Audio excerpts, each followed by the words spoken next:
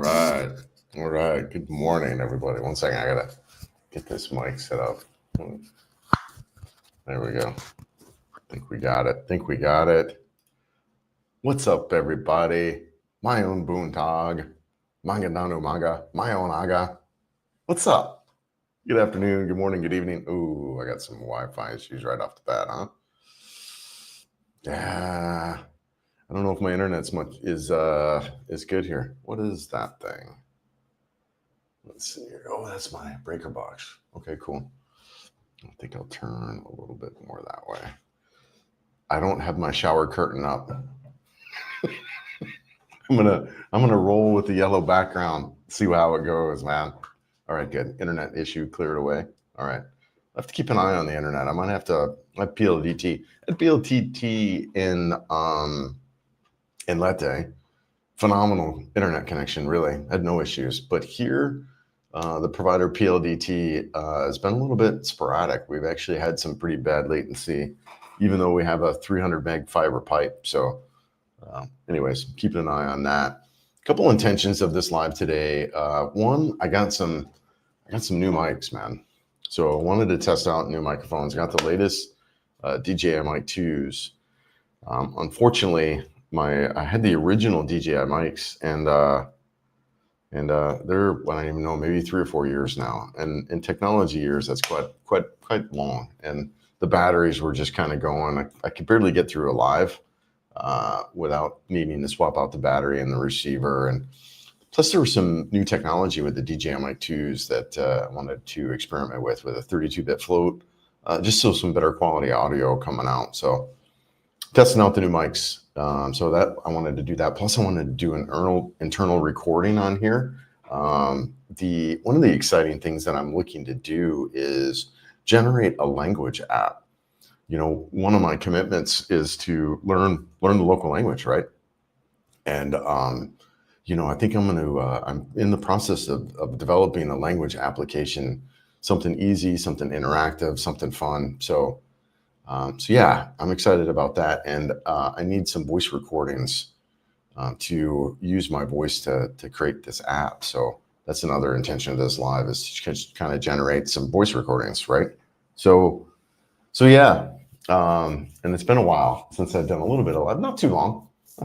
And still, like I said, too, testing out things from Butuan. So yeah, anything you guys want to talk about in Butuan, life in Butuan City, life in the Philippines, you know, whatever, man, feel free to ask. I'm pretty much an open book. If you guys know, I'm trying to think what other announcements, you know, just what's been going on here over the past month and a half, really, is just getting settled in Butuan. You know, we're pretty much settled here for the most part. We got everything moved in and unpacked. There's been a lot of projects moving in here. You know, we had to get water set up and get all that set up. We've had some landscaping projects that we've been doing and working on. So electrical stuff with getting the ACs installed, things like that, because it was really an empty house, but really excited about it. You know, it was one of those things that was really interesting to me that I didn't really know that, you know, when I got divorced and sold my house, that was a big kind of deal for me. Like, probably one of the worst days of my life is when I sold my house, right? You know, I mean, we have the American dream, and we get employed, we get a job, and we buy a home. And then, you know, for me, I think when I sold that home, it was like a failure in that way, some ways, right? So just really, I didn't realize till I'm just saying that because when I got here and got in this home, I'm just all excited again. I mean, even though really it's not my home, but I'm in a home, you know, I'm doing landscaping crap, right? I'm out mowing the grass and, you know, watering the yard, and, you know, just these things that we kind of grow up with what it is to be an American, right? And so, yeah, I don't know, man. It's kind of funny. I get it, but it's exciting to say for me at the same time. So I'm really enjoying my time at Butuan, getting things still set up here, like I said, but we're getting in some good routines. We got back in the gym, back running, really cool running area around here in the neighborhood that Mary Rose and I are doing, and just a little hole in the wall gym. And I think they're teaching Muay Thai. So yeah, they've got a bunch of stuff there that they're doing, you know, so excited about that. Yeah, just really things are clicking together, man. Things are going well here. Trying to think what else is going on. Yeah, so once we get settled, we're going to start traveling. Guys, the really cool thing, I'll go ahead and bring this up. I didn't have my map up yet. So let me get this map up. 1 second here. Let me get the Google map up here so we can show you guys. One of the things that I'm really excited about of this region is, just like, yeah, what's here? What's here in this region? I mean, there's just so much. Leyte was great too, don't get me wrong. And Cebu works well in that way too. But I just felt like I really kind of exhausted what there was to see there. So here, new chapter, Butuan City. And what I like about it is to the northeast here, you've got, oh my gosh, I'm really excited about Dignat Island here, Dignat, however you pronounce that. Really just epic terrain through here. And to Surigao City, that's only a couple hours away from me here in Butuan. So I could ride up, catch a ferry. And then from Surigao City, I can go out to Surigao and explore that, right? So there's a lot of, General Luna and a lot of information about what's out there. But there's just this whole mess of islands here that's accessible for me just by being right here. There's this whole really nice East Coast area, which I've rode quite a bit of already, actually. But, my buddy Jim and I rode that. But when we rode that, it was really rainy and the weather wasn't that good. We kind of did it in the middle of the rainy season. So really excited about tackling that. So that's the north, that's the east, and honestly down to the south. Really, you can just roll all the way down this coast and, go down to Mati, really nice beaches down there where I spent some time down there. So anyways, that's that region. And then this direction to the west, right? You've got, everyone talks about Clavera, through this mountain region, just beautiful. I have rode through there from CDO once before to Hanog, just gorgeous. And then down here through Malay Balay and Bukatan. I mean, so just this, really excited about the riding in this region. And over to here to Camigan. I haven't been to Camigan yet. Hop on ride this coastal road and catch a ferry over to Camigan, spend a week or so out there. Really nice beach areas here that we're hearing about. Yeah, I don't know, some floating cottages there. There was this, this beach rock. I thought, yeah, I mean, some really cool beaches along this way that look pretty good, so yeah, just really excited about this region, excited about kind of getting on the road, excited about what's here and exploring here. And we'll probably start doing that. So kind of the last project that we're wrapping up is the security bars on the windows. So once that gets done, we'll probably, then we're kind of ready to hit the road, get traveling around and do some stuff. And that should happen next week. So, I'd figure maybe the next couple weeks or so, the next 2 weeks, we can start getting on the road and hitting some of these areas. But what's up, Cargo Bike? The first. Yeah, thanks, brother. Thanks for being here. Appreciate it. What's up, Heath? How you doing, man? Yeah. How's everything in Tennessee? What do we got? We got late August, right? So, summer's wrapping up. Colorado, things should start cooling down a little bit, at least through Labor Day, may start to, right? Yep, fall's right around the corner. Hope all's good there. Yeah, change of seasons. I don't quite miss the change of seasons quite yet, right? I don't. I think I had my fill of a lot of that stuff. The weather here is pretty monotonous. You got to be okay with that. But I think I had my fill of chaos and crazy when it came to weather. Freaking Colorado weather was absolutely nuts, man. Just crazy. Dude, you could have snow in the morning and then in the same day have like 80-degree weather. It was nuts, man. Some of the biggest temperature swings in my life were in Colorado there. Just wild. So, yeah. So I kind of like the monotone, the monotonous weather that's here in the Philippines. It's pretty much the same every day. It doesn't matter if it's June 21st or December 21st, So yeah, I kind of dig it. And what that weather is, it's, upper 70s at night. So last night, the overnight low, I think, was 78. And this morning or today in the heat of the day, it would be upper 80s. So, and I know that sounds hot to people, and it's definitely not cold, but you get used to it. It really does. Your body adjusts, right? So you just I don't really, the weather doesn't bother me at all. I feel comfortable. I don't really feel hot. Now, if I'm standing out in the sun, right, you're going to get warm. But for the most part, I don't really get hot. Sorry, my contacts bother me a little bit. But yeah, so good weather. Good weather here. I'm digging it. And I'm still figuring out the nuances of Butuan and what the weather is like here. So originally, when I first got here, the first 2 weeks, it didn't rain at all. It was so dry, and now it's been a little more. There's been a little more moisture, um, but yeah, it's going well. Digging it, digging it. What's up, Richard? Good morning, brother. Went bike shopping yesterday. That's a dangerous and fun time. Yeah, bike shopping. Definitely wanted the CB650R triple black. Man, what a bike! What a bike! Yeah. That looks good. Let's see if we can pull up some bike. Honda big bikes. Let's see if we can pull up some bikes. There we go. I think that's the Filipino page here. And add to stage. Yeah, man, on the big bikes. So different here, guys, right?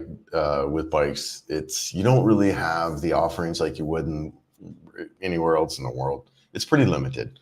The good news is, though, you and like a lot of things, honestly, not just motorcycles, you can get what you need, and you can get what's kind of practical here for the environment. And so you can see right here, right? Ooh, dude, the 500 Hornet, brother. Have you looked at that? Wow. And actually, isn't there like a 7-something Hornet also? Yeah, this Hornet, actually, I've had my eye on. I didn't realize the Hornet was available now, too. Ah, nice. Yeah, so I was saying, the bikes are different here. The bikes are different here. You don't have all the options, but you can get what you got. Here's my NX 500. Here's a Transalp, the bigger, yeah, so you can see that's it for adventure, right? No freaking big African twins, none of that. They don't sell here. Dude, the freaking, yeah, here's the CBR 650R. Ah, it looks good, brother. That looks good. Yeah.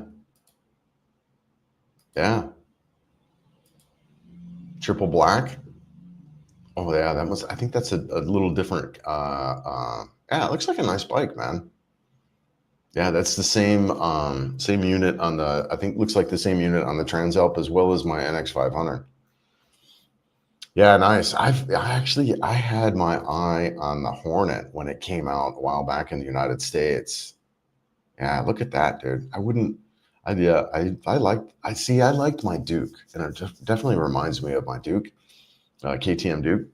And yeah, it looks like a fun little bike, man. Yeah, too cool, man. Black. Yeah, nice. Let's see what other kind of bikes are coming out here. Yeah, big gold one. Could you imagine that out here?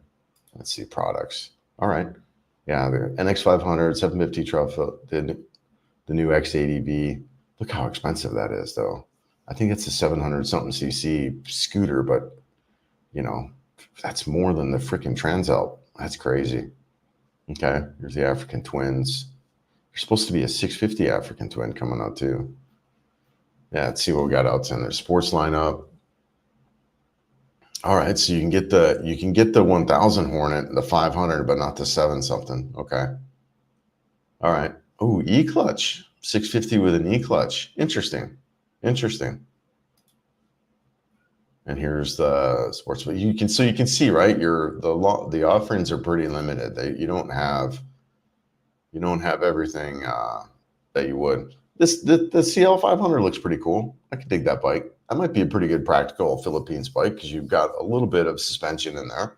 I just don't like the high exhaust on the side there because then I think it limits you with panniers. But yeah, man. When's EICMA? EICMA should be coming out here soon, right? Where they announce all the new bikes. That should be pretty cool. I still have my eye on that Kawasaki that they announced last EICMA. Some kind of twin, some type of ADV, probably a 500cc or so. Haven't had much news on that since the last EICMA. Yeah, I'm excited, brother. I think the EICMA is coming out. European event where all the manufacturers get together and launch their bikes. I think that's coming out in the next couple months. So Should be exciting. Yeah, man. Yeah, good for you. Yeah. You picking one up? I like my naked bike, man. I freaking love my naked bike. Love it. So comfortable. I could ride, I get, like I said, I would get off work at 4. Colorado sunset in the summer was at 9 at night. I could ride for 5 hours, no problem. Yeah. You mean an app that doesn't make you want to sleep or give up? Yeah. I'm thinking about it, brother. Because for myself too, I really am. I want to learn the language. And initially, I think I'm going to set it up. So what I have so far is it'll be a language app for Cebuano, Bisaya, and Tagalog. But then eventually, I'll open up the top other dialects. Do Ilonggo and Waray. I think there was 5 that I was looking to do. But yeah, I'm developing that language app right now. I'm in the middle of it, kind of going through. And like I said, that's the other intention here is to. This is recording my voice right now. It wants like a 2-hour recording, and I've done a bunch of other like audio readings to it already, and I've got about a half hour. But I figured, you know what? Let's kill multiple birds with one stone. Get on a live stream. I could record my voice on there, and then I can upload that. So yeah, man, I'm really excited about this language app. And check it out, guys. Really, if you're not already, check out my Patreon page. All this stuff is free. I'm going to put it out there on the Patreon page for people to test and take a look. So, but yeah, I'm excited about that, man. Excited. Language app should be fun. What's up, man? Another Spencer adventure. What's going on, brother? How you doing? Good morning, good afternoon, good evening, depending on where you're at. Things are good here. Meeting some guys in town. Shout out to Mike and May, right? Really sweet couple here in town. Just really, I really dig this kind of story of this couple. Share with you here in a second. And it's the kind of guys that I'm like, man, you're just winning, right? I mean, everyone sees the guy walking around with a whatever 20-year-old, but that doesn't really do anything for me, right? But the guys that do something, like the guys that kind of not necessarily make me jealous, but kind of just get me all kind of the guys that are starting over here, right? The guys that have a wife, the guys that are, starting a family and stuff like that. I mean, that's this with these guys. I mean, she's due in September, and he's never had any kids before, and you just big grin on this guy's face. Whatever, he's in his 60s. And he's living the life that he always wanted. He's starting a family, and that's the kind of crap that lights me up, man. So really excited for the people that I'm meeting out here. Another guy out here too, my buddy Fletch. He's on his way out. Same deal, right? Got this family out here. I don't think he's having kids, but he's got a Filipina. She's got a couple of kids, and they're just having a good life, So really cool, really good times, man. But yeah, things are going well, man. Things are going good. Like I said, getting settled, but new adventures. And it's not always easy. There's stress no matter where you go, right? There is, and but it's different. It's different kind of stress here. It's easy. It's chill. It's still laid back. It's nothing major. Nothing super critical or crazy. But it's been busy. We've been busy getting stuff set up. George, hey Chris, I just bought the new 360 X5. Yeah. And getting ready to get some great videos when I arrive early September. George, I love the X5, man. That is so there was a lot of talk, I remember when it first came out. Sorry, I'm just getting my watch on. About how it wasn't really a big upgrade from the X4. I disagree, man. I disagree. That camera is phenomenal, especially in lower light stuff. It is so good. It's really, really good camera. Highly recommend it. Yeah, it's great. Dude, we just shot some, I don't think I have it. Oh yeah, I didn't, it's on I was going to show you. I wonder if I could do this really quick. Yeah, you know what? I think I can really quick because I want to show you. This is really phenomenal. This time lapse that we shot on here with the new X5. Really, really, really good. So yeah, low light stuff. Let me just see here. Yeah, time lapse. DJI vid. I wonder present video file. There we go.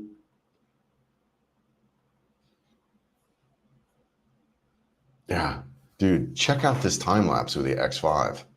Just freaking epic, right? And then you could do other stuff to it, right? So this is just me playing with it, me messing with it. You could do other, like you could add motion in here. Like I could pan with this now too because it's capturing 360. Um, Dude, the X4 wasn't this good. The X3 definitely wasn't. So yeah, really excited about the X5 and what you can do here. Phenomenal camera. Still like, look, a lot of people don't necessarily like the footage from it. So, I don't know, man. I particularly love it, but I'm a little bit weird, admittedly. But whatever. So just a heads up on that. Whatever. If you're doing stuff just for your own consumption, whatever. But it's one of those things. I think people either love or hate X5 footage or 360 footage. But yeah, I'm a fan, man. I dig the camera a lot.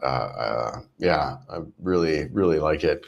Another thing that's really cool out there is Insta360. I don't know if you guys have seen this out there. There's a new drone. It's a company. It's not Insta360, but it's through them. They're kind of a partnership with them. They've got a new 360 drone out there. Now that should be pretty wild too. I think, one of the things with the camera is when you start to crop in and zoom in, you can get a little bit of blurriness and loss of detail. So that would be one of my concerns with that drone is just the footage would not be nearly as good as DJI's Mini 5 that's about ready to come out. So yeah, man, there's some cool stuff with the cameras. Really, really excited about it. Yeah, good luck, man. Yeah, good luck, George. Yeah, good for you. Got a year and a half before my house is paid off. At target age is at 50. Well, dude, that's young, brother. Still got plenty of time to be out here and enjoying yourself. So yeah, good for you. Yeah, good for you. That should be good. Yeah, yeah, good for you, man. Hope that works out. You'll be visiting Butuan for a couple of days, still looking for a home base. Yeah, yeah, nice, man. Yeah, yeah, yeah. I'm really liking Butuan now. I mean, I was talking to my buddy Fletch about this the other day at dinner. And, we were talking about Cebu being a good first spot to be and stuff like that. And he was like, yeah, you know what, dude, I kind of disagree. He's like, I've seen guys come into Cebu and they just like, I can't stand it. I'm getting out of here. Right. And I saw a little bit of that too. So it just depends on who you are and what you like, and I've talked about this, I think on a couple of other lives or whatever. If you're a country guy, if you're like being out in Nebraska or Kansas or Iowa or whatever, yeah, plopping down in Cebu City with 3.5 million people might not be a good fit, right? Somewhere like here, somewhere like Dumaguete, somewhere like a little bit of a smaller town. And on the flip side of that too, if you're a big city guy, like you're from New York, LA, Boston, whatever, Chicago, plopping down in Dumaguete might not be a good fit. So, and it's hard for us to understand that, right?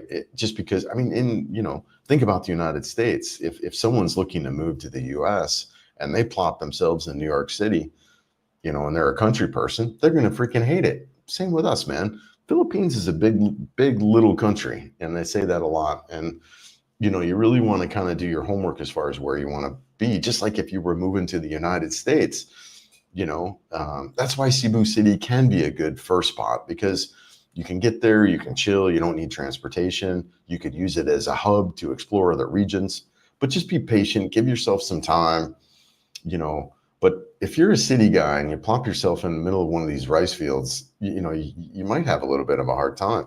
And honestly, being out here by yourself is a little bit of a hard time, just because, I got out here before Mary Rose, right? I got here, she stayed up in Leyte. I spent a month trying to find a place. Dude, as soon as they see a big foreigner, you're going to get skin taxed. I even shot video on it just a couple weeks ago, right? So, it's nice to have a Filipina out there. You don't see a lot of that as much as in Cebu, just because they're so used to foreigners. You'd probably get a little bit of that, but man, I was getting like double, triple prices for skin tax stuff. So, which I had not seen anywhere else in the Philippines. But just kind of, as I say, do your homework, depending on what you like. Do you like city living where you've got a bunch of restaurants? a bunch of condos, stuff like that. You know, your Cebus, your BGC, your Macatis, your even Davao, actually. Well, Davao is another kind of interesting twist on that, because Davao could be another good, Davao could be that good spot for you to kind of come check out if you are more of a country guy, but you want to adapt, you know, pretty quickly to the Philippines. Because the reason I say that is because you do have a lot there in these city environments, right? You do have your restaurants, you do have all that. And if you can get in one of these cities where you don't need transportation right away, that also helps. You know, if you plant yourself in the middle of Dumaguete, you need a car there. You really, or not a car, but a scooter or transportation. You know, that's a whole nother set of obstacles to kind of get through. So yeah, it's a challenge, just like it would be, like as I was saying, someone to move to the United States, challenge figuring out where to live. Same here, you know, just a lot of areas. Yeah, yeah, good for you though, George. Let me know if I can help out, brother. That's why I like my place. Yeah, still have yard work. Makes me forget about things when I'm doing it. Yeah, yeah, no, I'm with you, dude. I remember you have a house. I'm liking it out here too, with my house. But yeah, yeah, it's going well. Digging it, digging it. Yeah, good for you, man. Are there many foreigners in Butuan? They're not. There are some. You know, there are some. I've met a couple, but there's not. You know, we can go to, like, there's two malls here. There's an SM and there's a Robinsons. We can go to either one of those, and most of the time, I'm probably the only foreigner in there. Maybe one other. If I go into Bo's coffee shop and sit down and have a cup of coffee, in those malls, yeah, there's probably another foreigner in there. But you know, you do that in Cebu City, especially in IT Park or in Ayala Mall, that there's more foreigners than Filipinos, right? So there are not, but there are communities there. The thing about Cebu, though, I want to kind of touch on that's there. You can live in Cebu City, though, and avoid foreigners. You just, because in sync with Dumaguete, right? They all hang out at the same spot. They all go to the Isle Mall and hang out around there. They all go to IT Park and hang around there. Freaking hang out in Mandawi and Cebu. I mean, so you can go to, you can be in Cebu and not be around foreigners. But yeah, as far as here in Bhutan, there's some for sure, but not a lot. I've met actually quite a few guys already. Well, a couple, handful of guys. Yeah, good guys. It's a different type of foreigner out here for sure.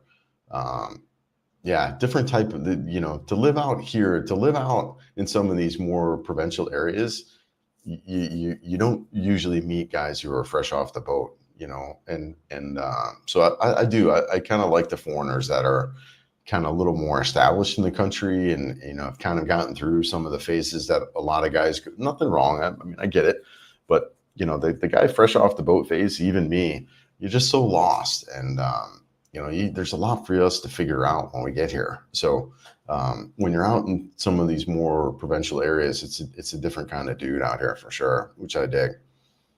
Siargao is awesome, lots to see, and let's just see if you stay away from the tourist areas. Yeah, no, let's talk about that a little bit, right? Let's get this back up a little bit, because I initially was not going to do Siargao, because after going to Boracay, I was like, yeah, I don't really want to do any of the tourist stuff. But my buddy Kevin, shout out to you, brother. He was like, you know, you've got, let's see here, terrain. Yeah, I like having the terrain up. You've got General Luna here, which is what everybody talks about when you talk about Siargao, but it's a big island, you know. And he was telling me, he says, Chris, you run up north. He says, a bunch of places around here you can go up, you know, I mean, just beautiful, breathtaking. So, you know, I'll plan to check it out. You know, I'll go up there and go. But originally, because I wasn't going to, I just don't really like the super touristy areas. You know, whatever. I came to the Philippines to be around more Filipinos than Westerners or whatever. So I like the areas that are more that are more like that. Boracay was great. I mean, it was okay. Look, admittedly, I picked the absolute worst time to go to Boracay. I went with Holy Week around Easter, which is when everyone goes. So you know, I'll give it another chance. But yeah, and definitely go out to Siargao in the northern side away from, and you know, check out General Luna, but that won't be the prime spot. That'll be, you run through there, but then get out, right? What's nice about those types of areas, though, guys, same with Bohol and like Panglao, is then if you live in that area or if you're in that area, you can go to those places for like restaurants and stuff, right? That's what is kind of nice about being in that. Panglao is the same way. Panglao is the same way where you can live in the region of Panglao and hit these really nice restaurants.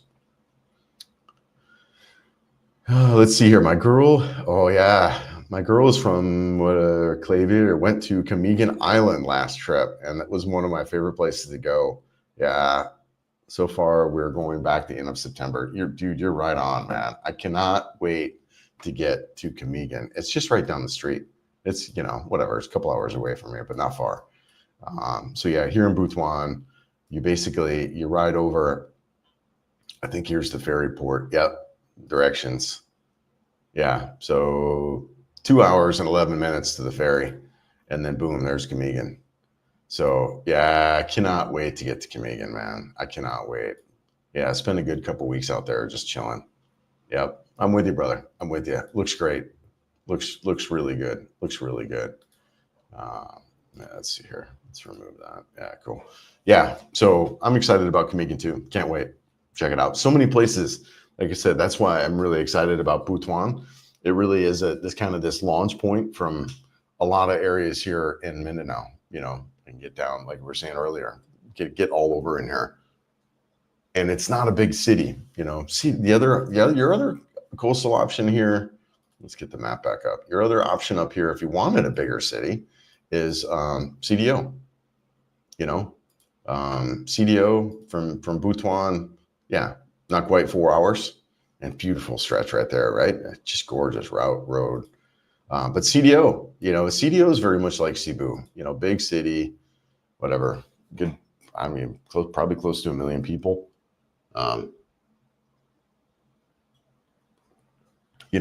But again, similar to Cebu, you want to pick your neighborhoods where you can kind of avoid the traffic.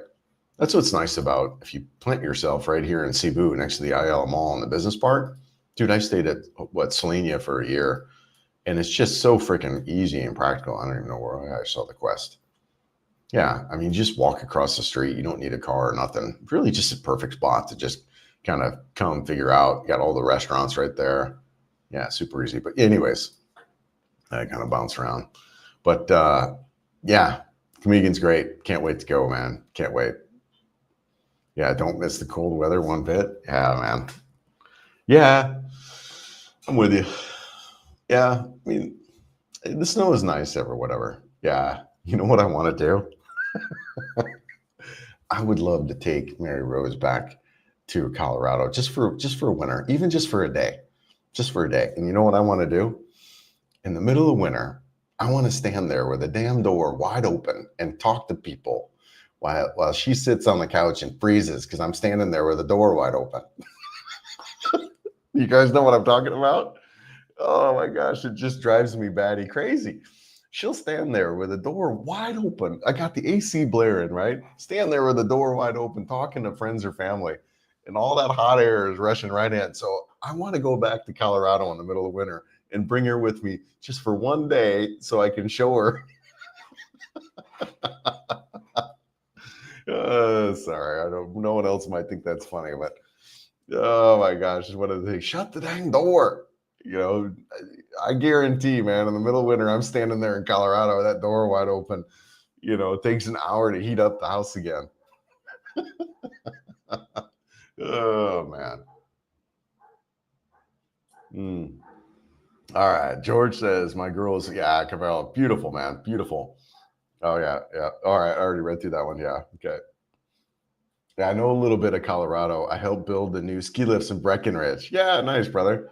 Yeah, Colorado's gorgeous. It is beautiful there. And if I hadn't lived there for 20 years, and that was kind of one of the things that was there for me is I was looking at where I wanted to go next. And, I moved to Colorado in the late 90s, got divorced in 2020 and kind of flailed around there through the pandemic. And I was like, you know what? I'm just ready for a change, man. I've been here for so long.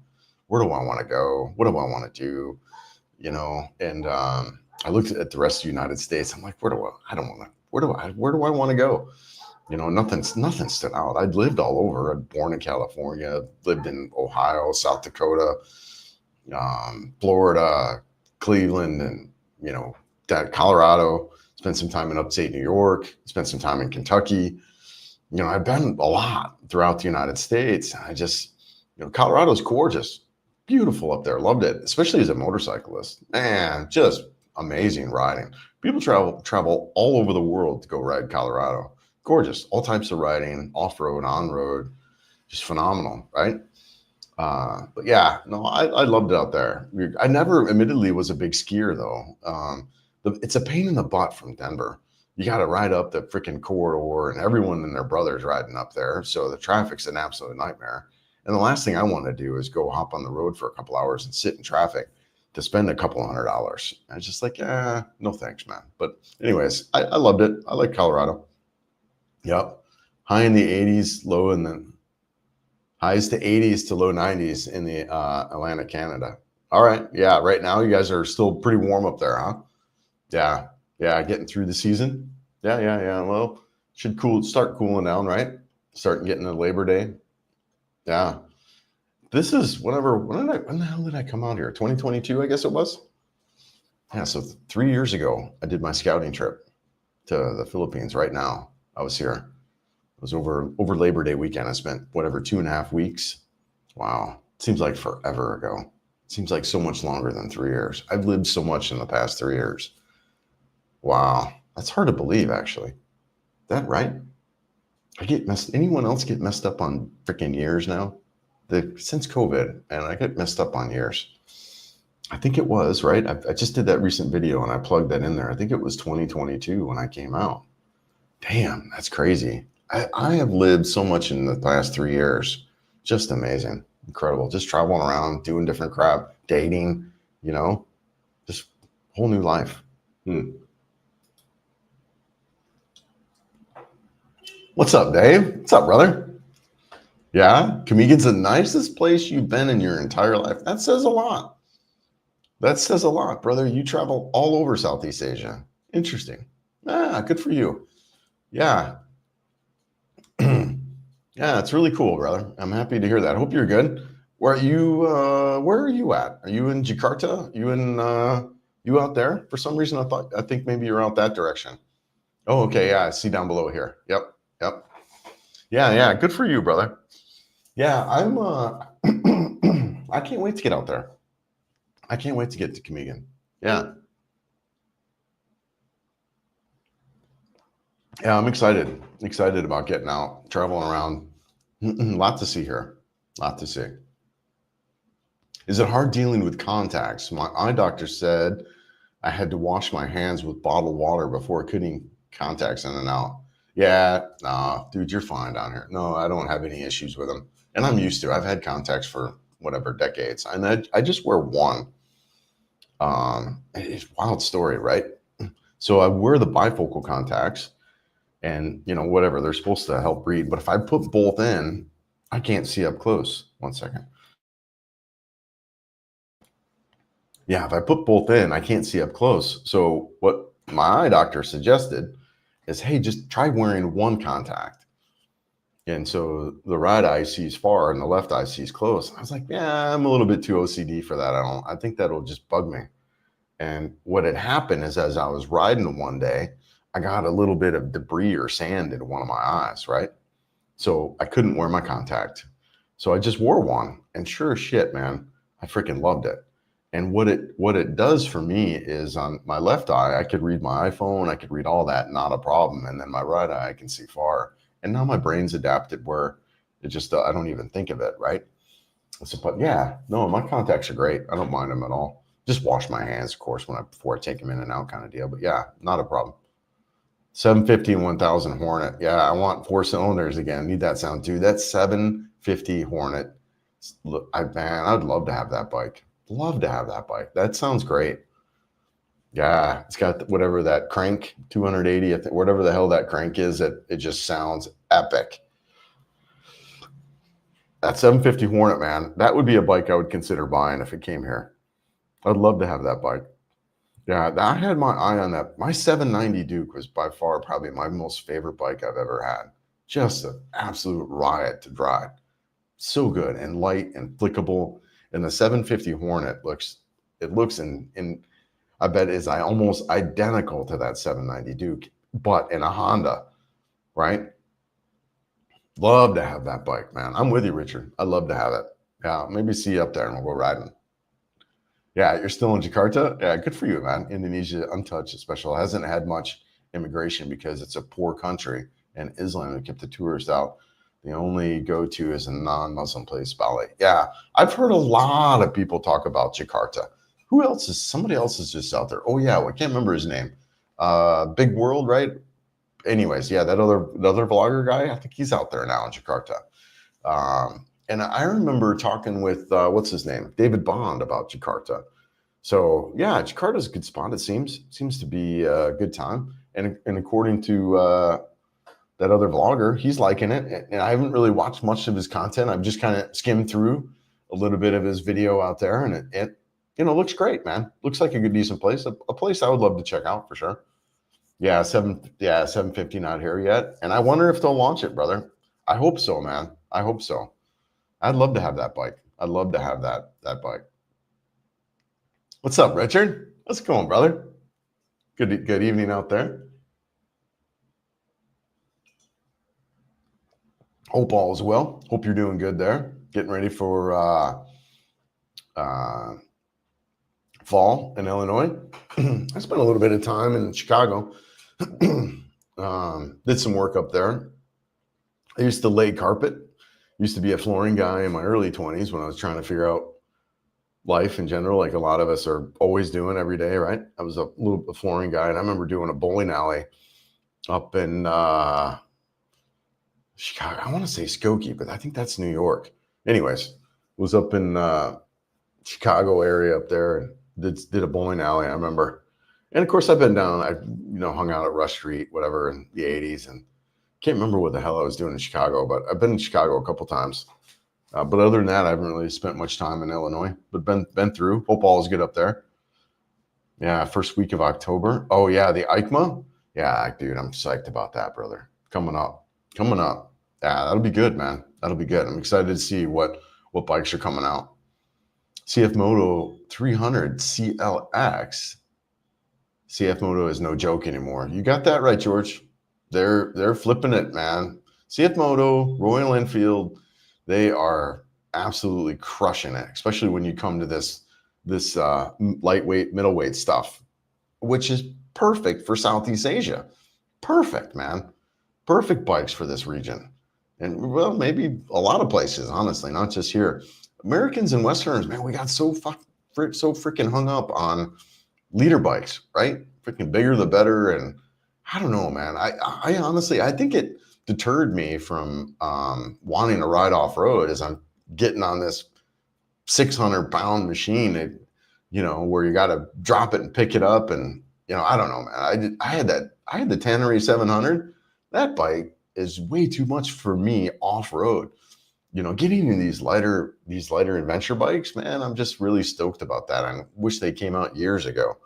But yeah, no, CF Moto 300 CLX, that sounds great, man. No, and I'm with you. They're putting together quality product. It'll be interesting to see how the 450 MT and, Richard's got the 450 NK. He's been riding that forever. Yeah. No, they're crushing it, man. Royal Enfield's crushing it too. Who else is putting them? I guess Cove, or I guess you can't find Cove out here, I don't think. But this whole segment of I don't know what you call them, lightweight adventure bikes, just absolutely exploding, which I'm so excited for, honestly, because they're great bikes for out here. Perfect size, but I'm telling you, that ADV 160, we ride that all the damn time now. I don't even, my NX 500 is just sitting there. Anytime we're going out around town, that's the bike I ride. It's just, you got a freaking top box, you got storage under the seat, we go grocery shopping. It's easy in traffic. It's super light and flickable. You can spin it around, when you're parking, I practically pick the damn thing up, and moving around. Just that. And if I had to choose between the ADV or the NX, I would choose the ADV. If I had to choose one bike, I really would, guys. I love that bike. That little scooter is so good for the city, and not where Richard lives, though, right? This gentleman right here. Not where he lives, because he's in the Manila area and you got interstates and stuff like that. But pretty much everywhere else in the Philippines, man, that little freaking scooter is just so perfect, man. Perfect. Yeah, now is fruit season in Mindanao. Yeah, best time for durian. Yeah, man. We talking over our neighbors over there about some durian. And he was telling me there's a particular kind that is less fragrant and yeah, super delicious. Has a sweet vanilla cream kind of taste to it. So I'm really excited. I'm actually excited about checking out the durian and the fruit in general. I had my first white dragon fruit. You know, dragon fruit's typically red inside, I guess. Hell, I don't know. I'm learning these fruits, man. But I had a white one the other day. So delicious and cheap here, man. Whatever, 300 pesos or so for several mangoes and stuff. It's cheaper here than in Leyte, the mangoes and the fruits and stuff, because everything comes from Mindanao. So yeah, really excited about being here, Dave. Hope you're good, brother. What's up, Jamie? Yeah, what's up, CC? You're free, Chris. Greetings from Davao. Yeah, man. Yeah, thanks, Jamie. Hope you're good down there. Yes. Hey, Florin. Yeah, mayong buntag. Good morning. Good morning. Hope all is good, Florin. Yeah, Jamie, I'm looking forward to get down to Davao. And honestly, guys, if I was starting my journey all over again, knowing what I know today, I would start in Davao. I would start in Davao for me. And I've been a city guy, but it's interesting because the more time I spend out here, the more I'm becoming like more of a country guy. The country out here is different even though too, right? Like there's people everywhere because of you're on an island. Everything is kind of densely packed. Crap, I remember in Colorado, right? You can drive for hours and not hike through mountains and stuff and not see a single soul. You're always going to see people out here. So even in like the country and the provinces, whatever, there's people. So, but you know, as I'm traveling around and being in this country, I'm really liking more of the more provincial areas than I like the city areas. But Davao, if I was starting it over again, Davao would be where I would start. I like that. Yes, I like that you can reframe and never miss anything. George, I'm with you, man. With that X5 and the camera, I think mine's in the other room. I don't have it nearby. I'm with you. I like it too. Oh, maybe I have it here. I actually had to replace my lens on this thing. That's the other nice thing about this. And we had dropped it from the motorcycle and scratched up one of the lenses. So, you know, they send you this lens kit now. You can swap out the lenses. Really handy. Yeah, so I ordered two. I got a spare lens here. So in case one of these, if I get scratched again, I can swap it out. But yeah, I'm a big fan of this camera, man. I like it a lot. It's so unique. It does add a lot of work, right? Like, I don't know about daily vlogging, if this would be a good camera for that, because you've got a couple different edits, but I dig it, man. I like this camera a lot. I love it a lot. It's super unique. And I mean, that time-lapse footage, I mean, come on, man. That's just freaking epic.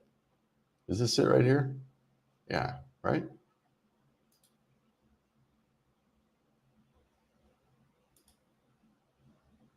Or no? Is that it? Oh, you know what? I disconnected it. My bad. I disconnected the drive. Yeah, anyways. Yeah, time lapse is cool. I'm digging the camera. I'm with you, man. The X5 is freaking rock star. Lots of advantages. Kamigan is beautiful. Yep. Very chill vibes, slower paced. Yeah, I can't wait to get out there, man. I really can't. It's going to be a good time. Yes. Aloha. What's up, Edward? How's it going? Yeah. Currently back in the United States in Knoxville, Tennessee, but we'll be back to our home in Davao. But I just lived 25 minutes out of the city. Butuan isn't bad. I've spent a few weeks there, retired U.S. Army. Yeah, well, thanks for your service, brother. Appreciate that. Yeah, I'm liking it so far. I really am. I like Butuan. This will be home for me for probably a good couple of years. And I say that because I put a lot of money into this place. I've got 8 air conditioners that I've installed. Now, I did work in the lease that I could take these with me, but like the landscaping that I've done, the grass and that kind of stuff, obviously I can't take that with me. Probably the water pump that I installed, I probably can't take that with me unless I bought a home here.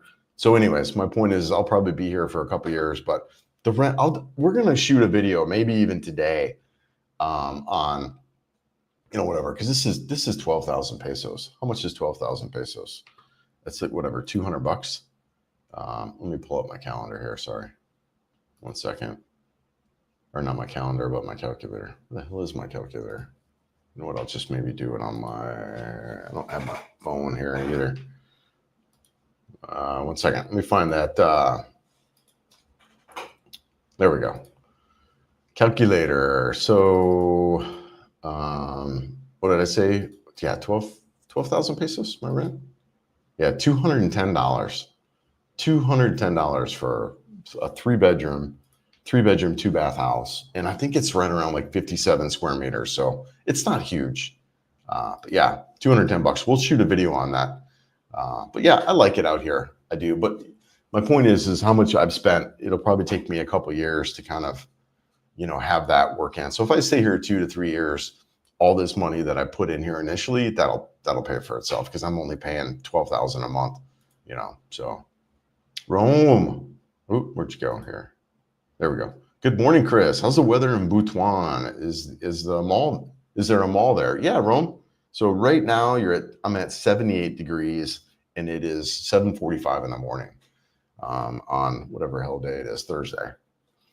So yeah, weather's been great. Weather's good here. Not a problem. Nothing stand out. There are 2 malls here. There's a Robinsons and a SM. The SM's a newer mall. They're not as big as the malls in Cebu, but whatever, they work. You got your restaurants, you got your eateries. The Robinsons a little bit older. We actually like the Robinsons mall a little bit more, especially when it comes to the grocery store. That's one of the things, dude. The past year before, man, we were living in deep province, right? A town of like 60,000, which there are aspects of that I definitely miss.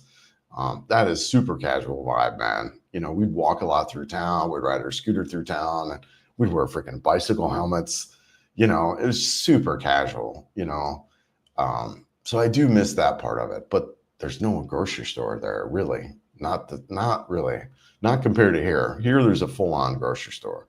Which is nice, man. There's a really nice meat shop we found, although we did have a nice meat shop in Palawan, but a really nice meat shop here that we've nice, really big, thick pork chops and nice chicken. And so, but yeah, no, there's stuff here. There's stuff. Yeah, it's just kind of, to me, when you get in these towns that are, between, let's just say, whatever, maybe 150,000 to 500,000. That to me is a good sized town. You've got your amenities, you've got stuff like that, but it's not so big where you got a lot of traffic.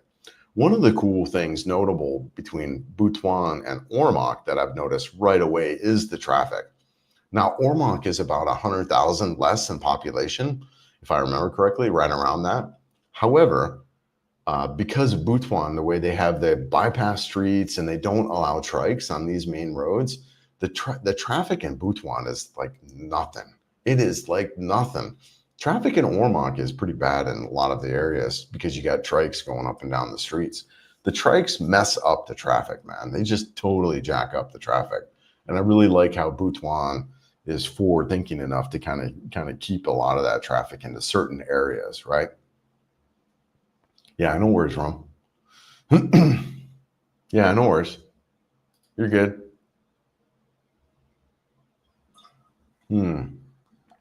Columns Coffee in Butuan has processed junk vegan food, but it's a new place. My friend did the menu. Okay. All right.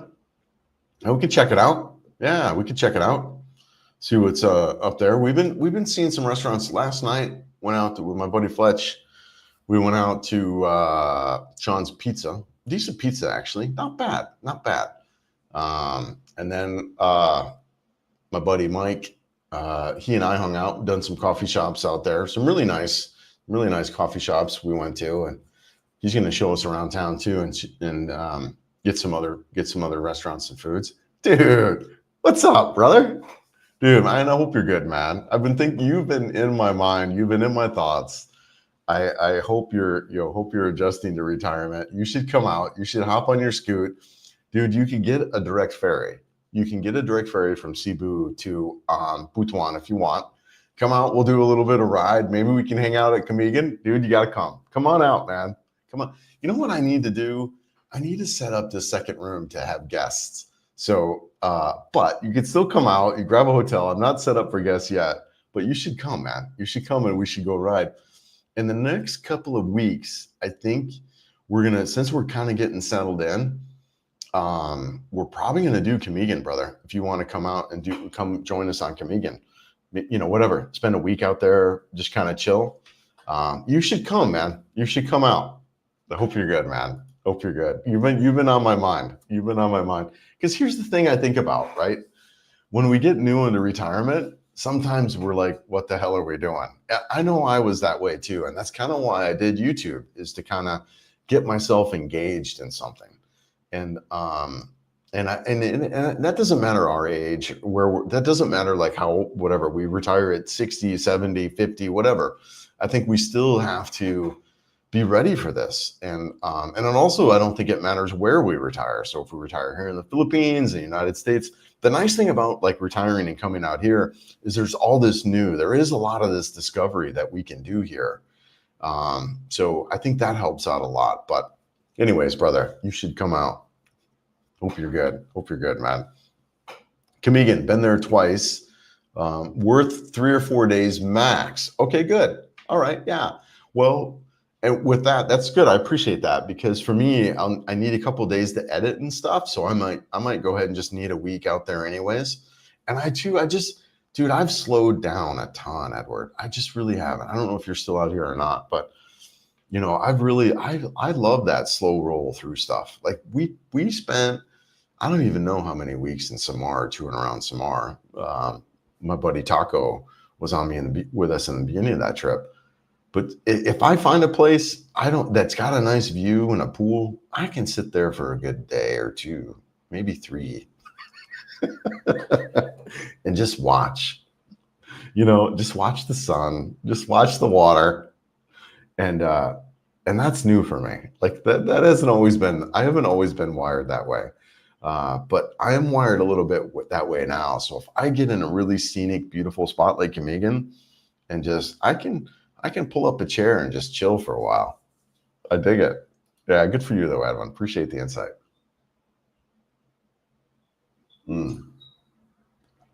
Last year I was invited to Stain from Norway. Yeah, to the foreigner meetup at Harley's Bar in Butuan. All right.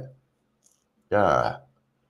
His head looked healthy, but below his head was clearly very obese. Yeah, he died this year. Okay, wow. Yeah. I was invited by, what's that?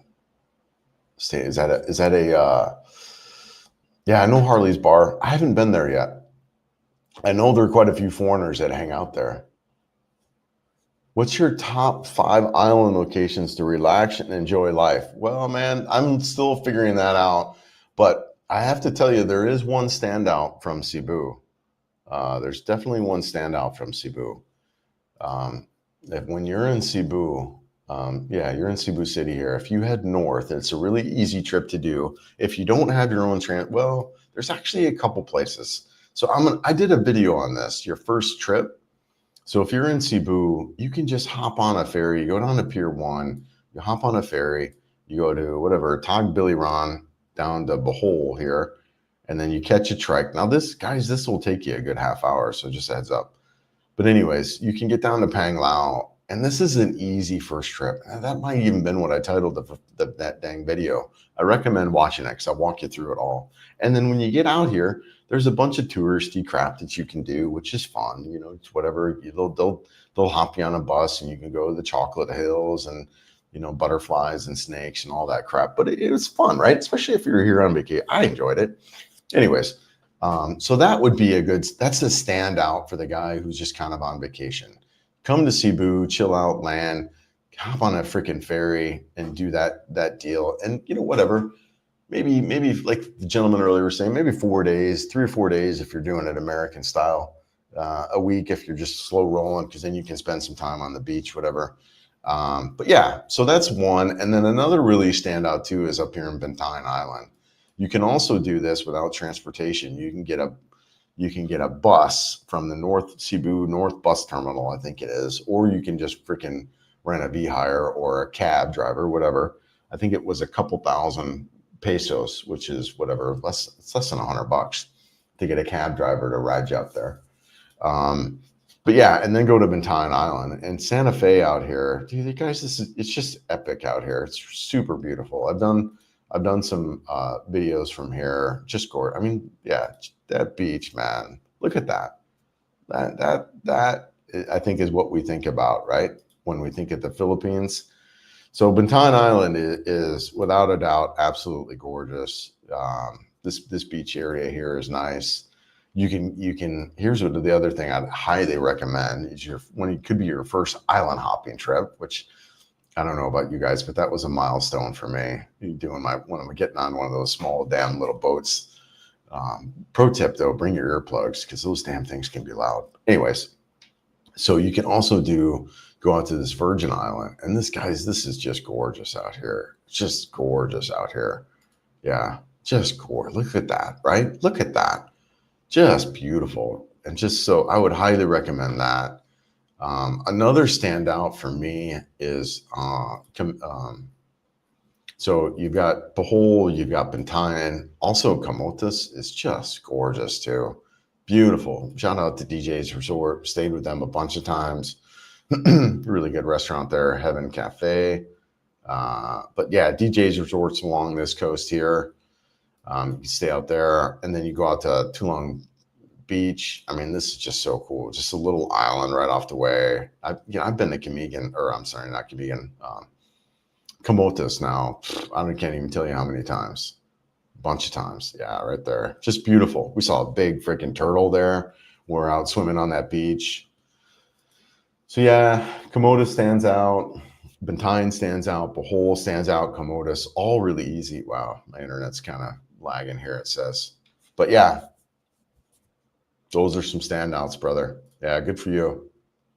Yeah, heading to Iceland soon to hike with some retired Marines. Yep, then back to the Philippines in October. I'm the ADV 350. Yeah, good for you, man. Yeah, good for you. Well, when you get back, come out. We'll do some trips in Camiguin. Yeah, good for you, man. Yeah, hope all is well. It's only an $80 or 84 flight from Jakarta to Davao. Wow. Yeah, Indonesia, that's cheap, man. I'll just live in a city here and then go to the Philippines islands sometimes. Yeah, no, that makes sense. Yeah, bounce back and forth, use that as a base. Yeah, that's an interesting strategy, Dave. Yeah, good for you. Yeah, not far from Butuan is the Enchanted River. Yes. Yeah. Let's take a look at that. I know exactly where you're talking about. I had actually been through there. I don't have my favorites listed up, but I think it is right around. We'd been down through there. Yeah, I can't remember where it was on the map. Oh yeah, maybe it was right through here. Yeah, is that the Enchanted River there? Anyways, I do know what you're talking about, brother. I had an Enchanted Home. I'd been through there. I'd been in that area. I know where you're talking about. And I did not do the river. Yeah, I did not do the tour through the river, but will. Yeah, for sure. Now that this is home. But yeah, appreciate that reminder.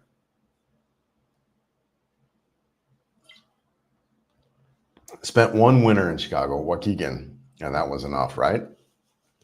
Dude, Chicago's got some rough weather.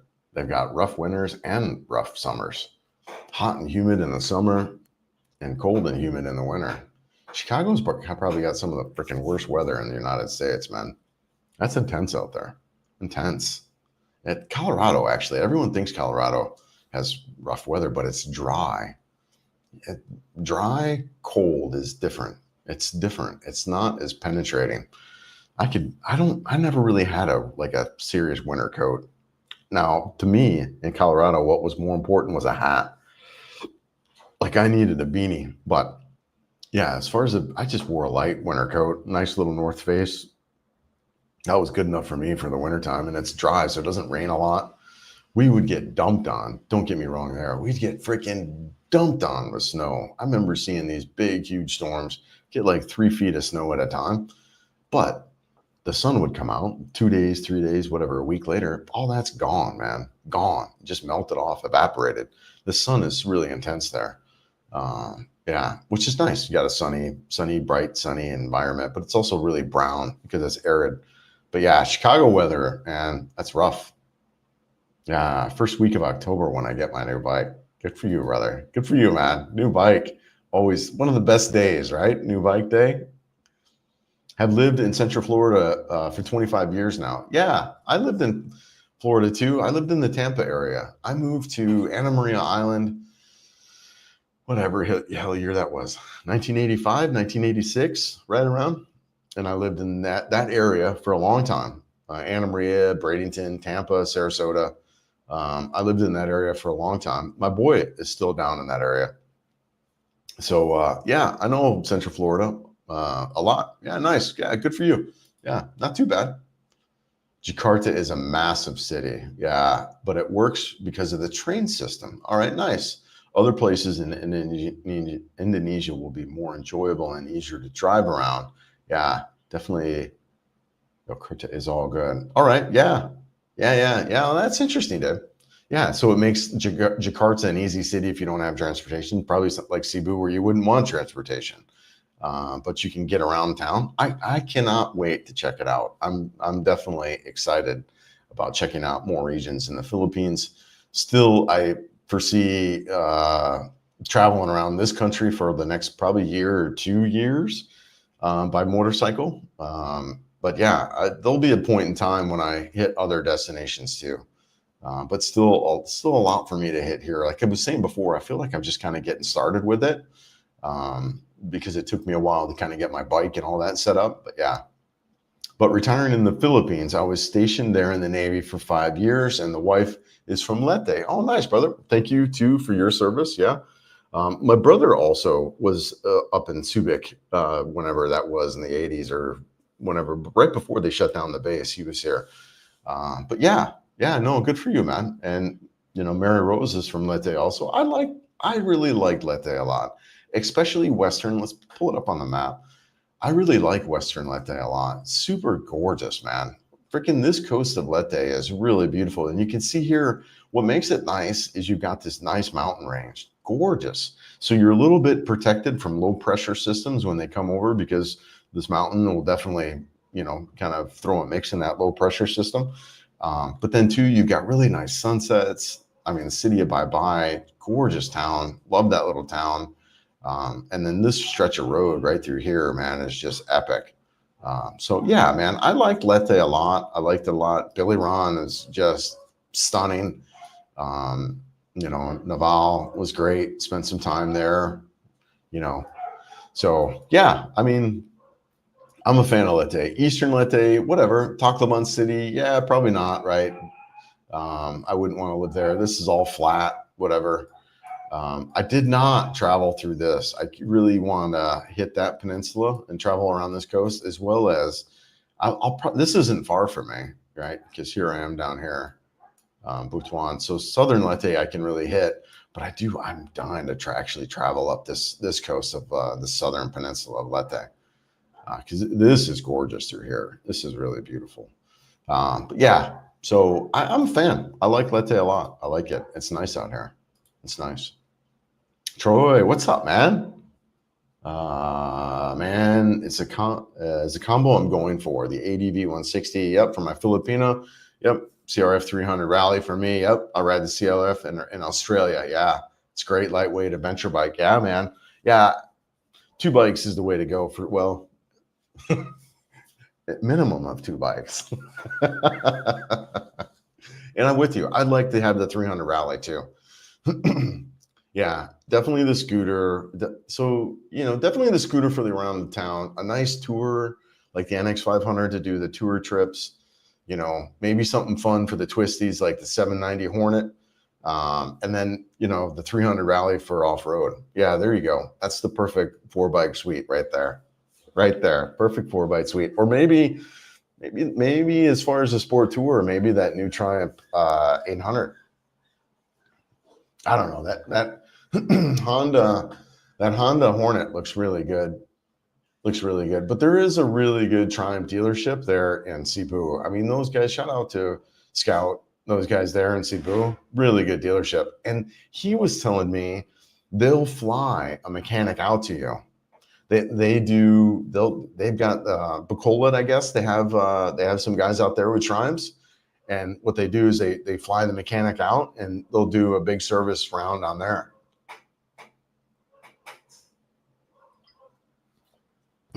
Which is huge, man. That would be epic. Yeah, good for you, man. I bet you're excited. Yeah, counting down the minutes almost. Yeah, good for you, man. Hope your travels go well. Larry, what's up? Just jumping on from Southern California. Yeah, well, good for you, Larry. Thanks for being here, Larry. Appreciate it, man. Hope all is well. Uncle Boz. Hey, Chris. Do you recommend getting your own fresh water for drinking? Yes, absolutely. So what we do is we do those big, whatever, 5-gallon blue jugs. And I think we have 5 of those. So we get them delivered to the house. That's I think 100 pesos for the 5 of them. So 20 pesos, you know, pretty cheap. A couple bucks for big 5-gallon jugs, right? So yeah, we do bottled water for drinking, and then, you know, the rest of it we don't, you know, whatever. For cooking too, we use the bottled water.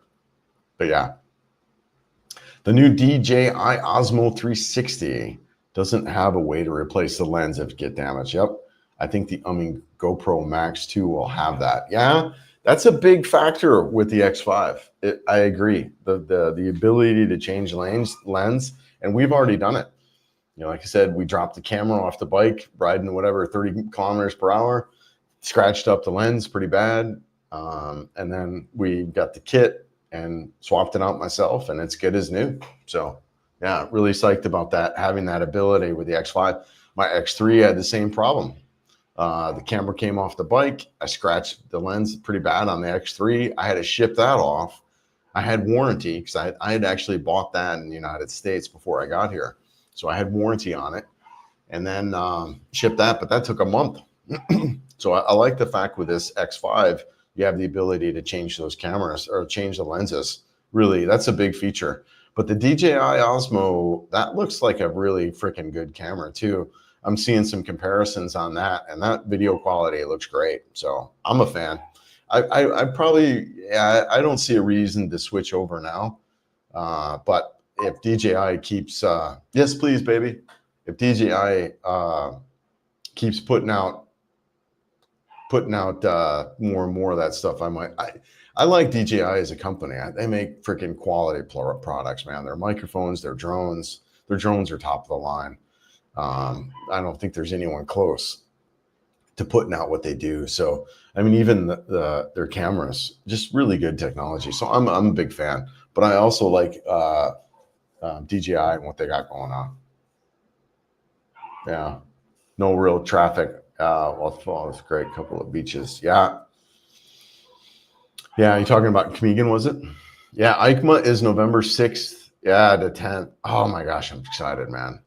Not long. We got September, October. Yeah, 3 months. That'll be good, brother. It'll be good. I can't wait. Dude, let's go. Want to go? How is it? What are flights like to Italy? Yeah. What are flights like? Dave, have you been over to Italy? How do we get out there? Can we fly? What are some cheap flights from KL or from it's a freaking Bangkok? Probably Bangkok or KL has probably got some flights for us, right? 100%. Yeah, Halifax boy here. All right. Yeah, nice. 3 nights is the sweep spot in Kamigan. All right, good. All right, good. I don't know, guys. Like I'm saying, I could plant myself at a base of waterfall for a good day and not have a problem. Yeah, we'll see, man. In the middle of Sackville. Yeah, I grew up in Sackville. Wow, man. Isn't that wild, man? Just catching up with yeah, I love the caves and Camotas. Oh, no worries. You love the caves and Camotas? Yes. Camotas, actually, I'm a big fan of Camotas. Now, you will want transportation out there. Now, you could rent from like wherever you're staying and get scooters there. But Camotas is a big enough island. You know, let's pull it up. Camotas is a big enough island where you're going to want transportation when you're out there. Where am I at here? Where am I? There we are. All right. So here's Camotas here. Yeah, I dig it, man. And I think from this side of the island, because DJ's resort was over there, all the way down to Butuan Cave, which I think is on, yeah, there it is right there. That took us about an hour. So, you know, not far, you know, when you're talking from one end of the island to the other. But yeah, dude, the freaking caves. And I mean, look at that.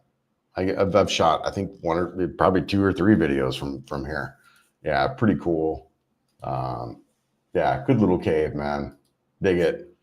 I should be putting my pictures up here, man. But yeah, I like, you're right. And there's probably 5 or 6 different caves on that island.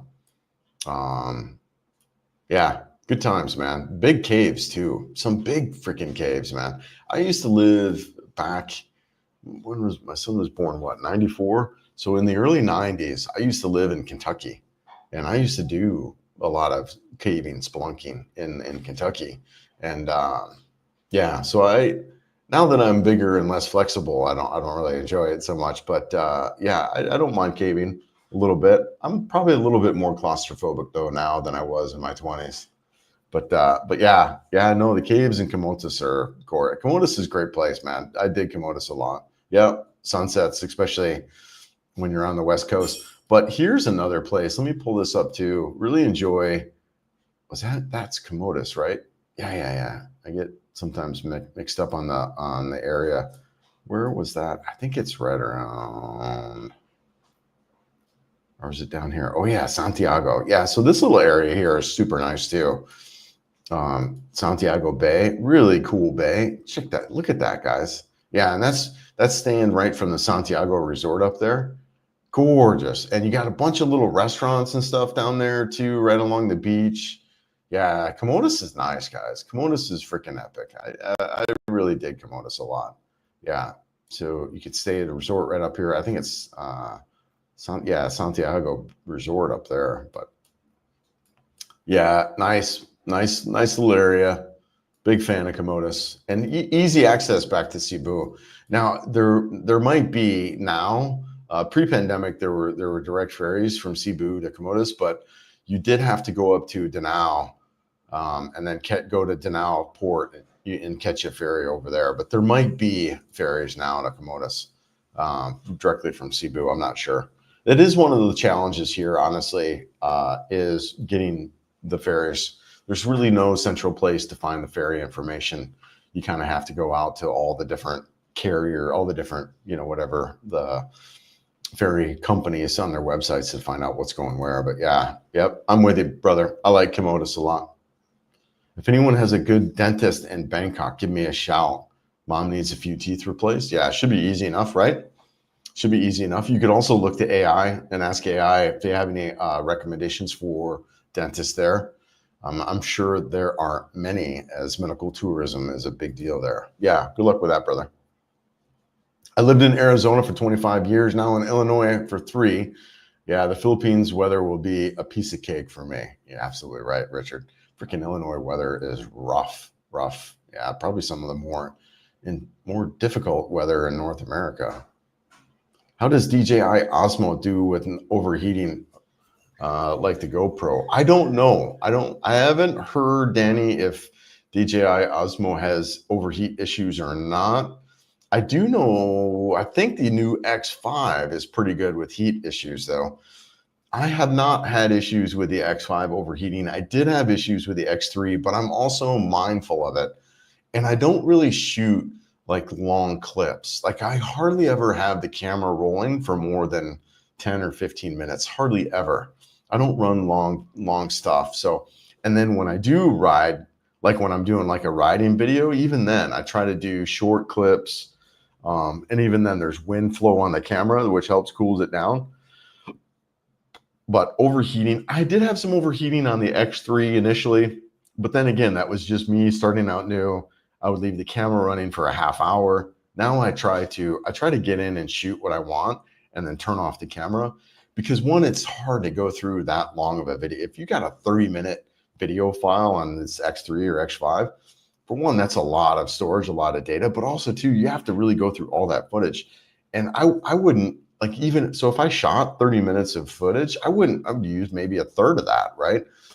So I've really gotten used to cutting, like being really intentional with my shoots, where I'll shoot what I need, then turn the camera off. And hardly ever is that more. That's, you know, my sit on the couch and chatting with videos is probably the longest I run one longest shot, right? So usually when we're out and about walking around or doing different stuff, it's shorter stuff. So I don't know overheating, but on the X5, it's been good. It's been good. Hey, yes. Hey, Paul. Yeah. Hey, Chris, glad you found your spot there in Butuan. Congrats. Yeah. I'm really excited about it. It is looking to be a great spot. 1 second here. Let's see. Hey, babe. Yeah, I'll definitely do that. Oh, thanks, babe. Appreciate that. I probably won't go much longer on the live, but a little bit for sure. How are you doing? Hey, come say hi. Funny, guys. Super funny. You know what? Let's get her mic'd up. Here.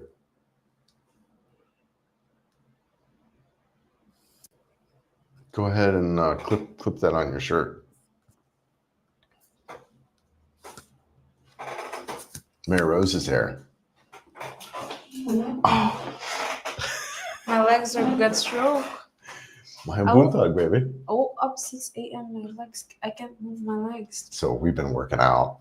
We're back in the gym. And yesterday we did legs. And both of us are so sore. I can't move my legs here. You're dressed and ready for the gym, aren't you? Yeah. Like cute little Filipina. I thought you're also yeah, I'm kind of ready for the gym too. You look good, babe. Yeah. So we've been hitting the gym hard. We've been really going at it hard every day. Yeah, every day, and then running too. So it's been good, right? Yeah. Did you making some coffee? Yeah. Yeah. Thanks, babe. I appreciate that. I'm almost out, aren't I? Yeah, I've seen. Did you put another scoop? Put another scoop in the. Yeah, thanks, babe. I've seen you in the live. You didn't really drink coffee, so I figured you don't have coffee. Yeah, I'm almost out. I've been talking a lot. I went out and watered the grass. It got new sod down, so I went out and watered quite a bit. I did that. Did you hear me outside the window? You opened the window. I didn't open the window. You didn't? No, it's just me standing. I meant this one. No, I didn't hear you. I was just standing right there. I said, that's why. I hear you. This was like 6:30. Yeah, I got up super early to new sod, so I have to get it, make sure it stays pretty wet. I woke up 6 and then I can't move my legs. So I sleep back. Yeah. Yes. Yeah. Digging Butuan. You liking Butuan so far? Yeah, nice, right? It's nice. It's a good size city. Yeah, good size town. Thanks, Jamie. Appreciate that, brother. Got some reporting to do, Chris. Got to run. Yeah, no problem. Thank you so much. Yeah, Salamakayo, brother. Hope all is good in Davao. Yeah. Taco. You know who Taco is, right? Yeah. Kevin. After went into Japan some more, I arrived to Canada, and the guys I worked with held a dinner, presented me with a huge award, nice bonus, closed chapter. You're right. Can take a bit to let go. Congratulations, man. No, seriously, congratulations. I know after chatting with you, you were a little bit like, you know, I worked for this company, and they're like, oh, goodbye, good riddance kind of way. So, dude, good for you. No, really, that's great. I'm really, I'm happy for you, and hope you're enjoying the retirement. Sounds like you are. You're getting ready to do another big trek. So let me know when you get back into town for sure. Would love to catch up. 31,000 pesos from Manila to Milan. Okay, all right. 31,000 pesos. There's a big motorcycle event coming up in Italy, and so it's first week of October. I'm gonna go. Richard and I are gonna go. Have fun. Let's go, Richard. Come on, brother. Come on, man. She's like, have fun. Yeah, Timbo. Yeah, Timbo Cave. Yeah. Do you remember the caves in Camotes? There's a lot of caves. I know, there. right? Like 5 or 6. Boquilat Cave. Yeah. There's Tinago Cave. Yeah, he's mentioned the one too. Timbo. Timuvo Cave. Yeah. Yeah. There's one. Some of them that are just massive. Yeah. Yeah. I think that one is. I don't know if I remember, but that one is. Remember we ate cassava chips something. Yeah. I think that one. Yeah. No, I think you're right. They had the big chips that what's his name was eating quite a bit of. Yeah, but yeah, there's a lot. Yeah, it comes up on Google there. Maps. Yeah, absolutely. Young, fresh global travel. My Filipina lives in Butuan, deep in the province. I've never been there, but I usually fly her to meet me in Manila. Yeah, she has at least a 3-bedroom, at least 3 burnouts a day where she's at. Well, we haven't. We did lose power just yesterday for a couple minutes. Yeah, for just minutes. And that's the first time in a month and a half. And then when I'm looking at the page, it's not there. Yeah. The power's been a non-issue. We've actually lost power more in Leyte than we did. Yeah, than we have here. The problem here is water. You got to have your water sorted or live in an area that doesn't have water issues. But the problem here is water. We just got a big freaking 1,200 liter tank installed with a pressure pump. So we've solved that problem. But the problem here is water. Electricity so far. I think there's a problem with electricity with some places. Yeah, some areas. Yeah, when we look at the page. We'll keep an eye on that. But so far we haven't, knock on wood, we haven't had any power issues. You like Danao Port, not so crowded? Yeah, Danao's great. Yeah, get you in and out pretty easy. Yeah, the ferries, Cebu is definitely a freaking crazy port. But the other ports that I've been to are all pretty small, like Danao. Yeah. Yep. Young, fresh global. When I travel, I need to bring my CPAP machine and all my specialties because it's hard to get CPAP supplies there in Butuan. Yeah. How do you deal with the water? Do you have a water tank? Yeah, absolutely, brother. So we had bought a 1,200 liter water tank with a jet pump. So we're going to shoot a video probably today or tomorrow on the house, and I'll show it in the video coming up. We got a big water tank, we got a pump that gives us pressure. I think it got 40 PSI. So nice pressure for the shower and sinks and all that. So yeah, and then every morning there's water for 3 or 4 hours. That's why I was up this morning at 6 water in the lawn. For one, you've got less evaporation if you water night or morning, right?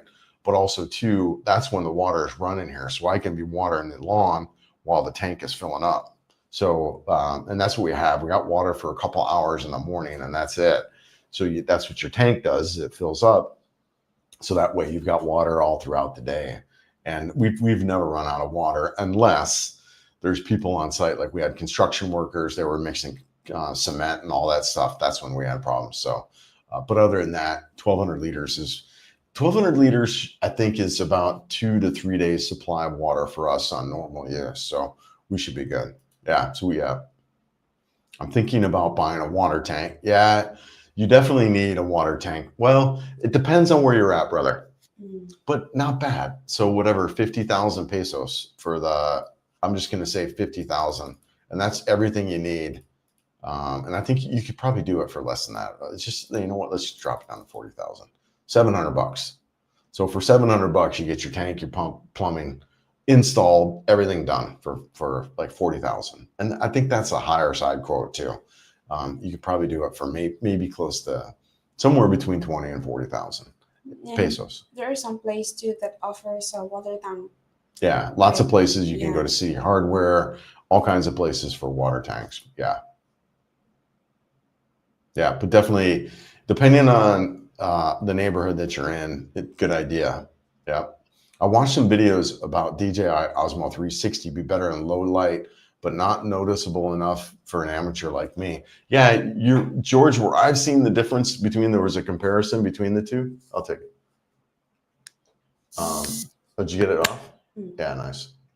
I was seeing some comparisons between the two, and if you zoom in, the DJI looks like it's got better clarity and quality. So, so yeah, which you might do on some of the footage, you might crop in a little bit, and that's where the 360s kind of struggle a little bit, is when you kind of crop in and stuff. But other than that, it's fun. I dig it, man. I'm a huge fan.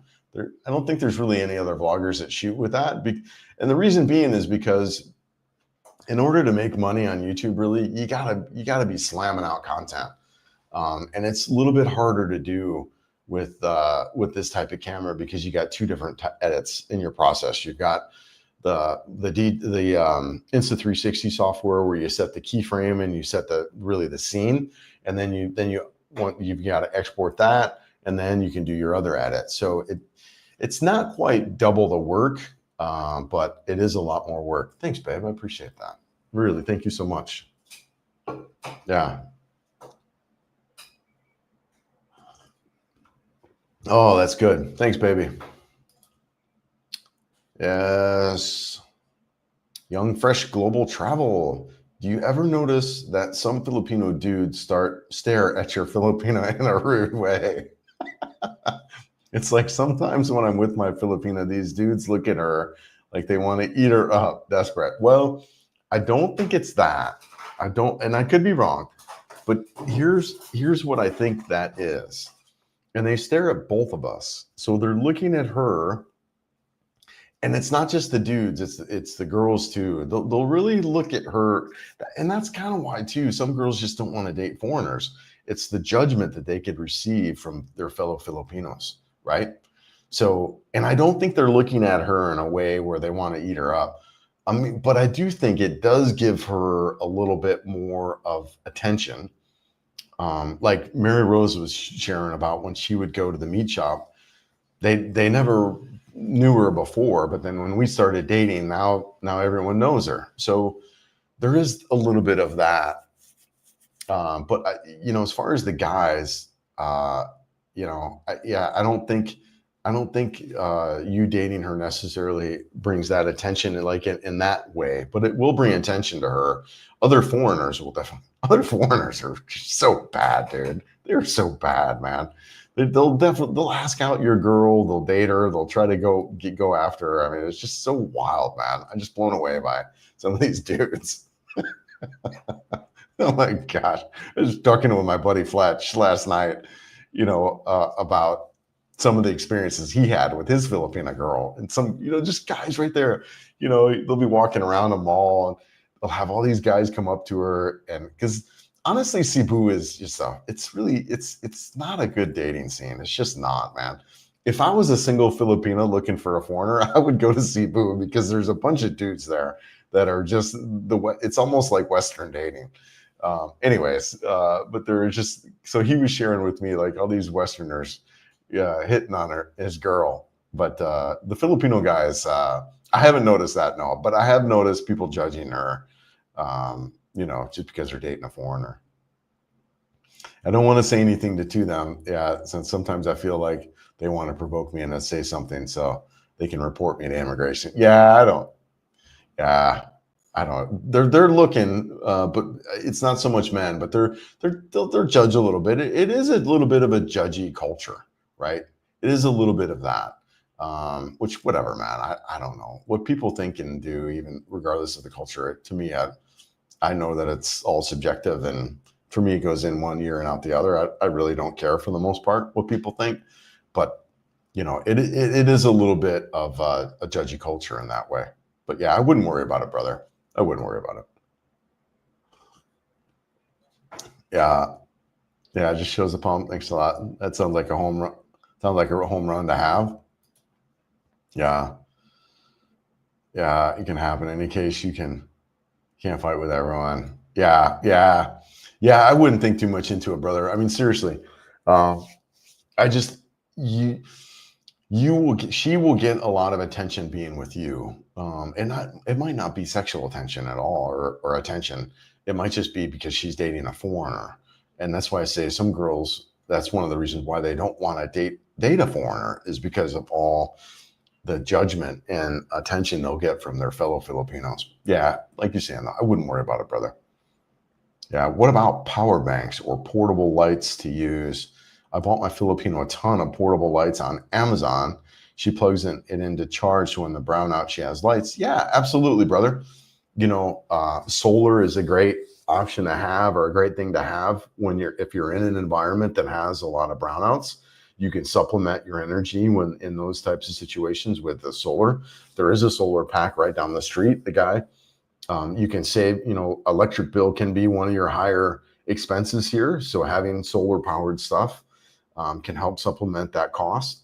But yeah, you can definitely do that. You can have, solar powered stuff or charge stuff for during the brownouts. What we do typically in Leyte, like I said, we haven't really had much issues here. When we were in Leyte, they were announced. So we knew the day or two before when there was going to be a scheduled blackout, really, because there's no power. So when there was a scheduled blackout, what we would do is we'd go somewhere. We'd plan the day. We'd go to the beach. We'd do whatever. And then we'd charge up like our power banks. I have this little, I don't think I have it around here. I have this little portable, it's a power bank, but it's also a fan plus a light. I picked that up recently. So we just charge our stuff, make sure download movies on Netflix, get all that stuff charged up ahead of time. Hey, Chris, is it easy to live in Butuan without a motorbike? Does the city has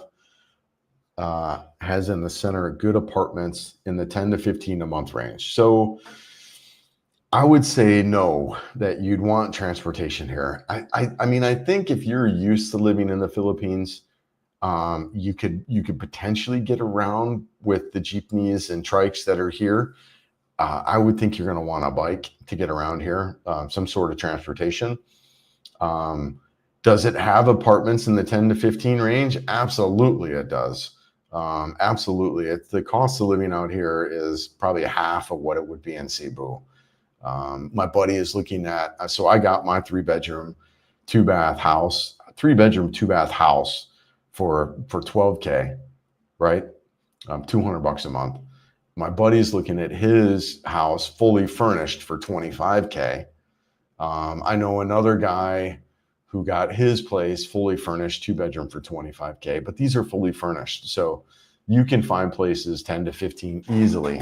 I looked at a lot of places in the 10 to 15K range, a lot of them, probably dozens of them, most of them. Your higher end furnished units, they're going to be around 25. But I mean, I had a freaking studio in Cebu City for 25. So 3-bedroom house for 25 furnished, right? So yeah, you can find that, but I would think you're going to want transportation, brother. Yeah.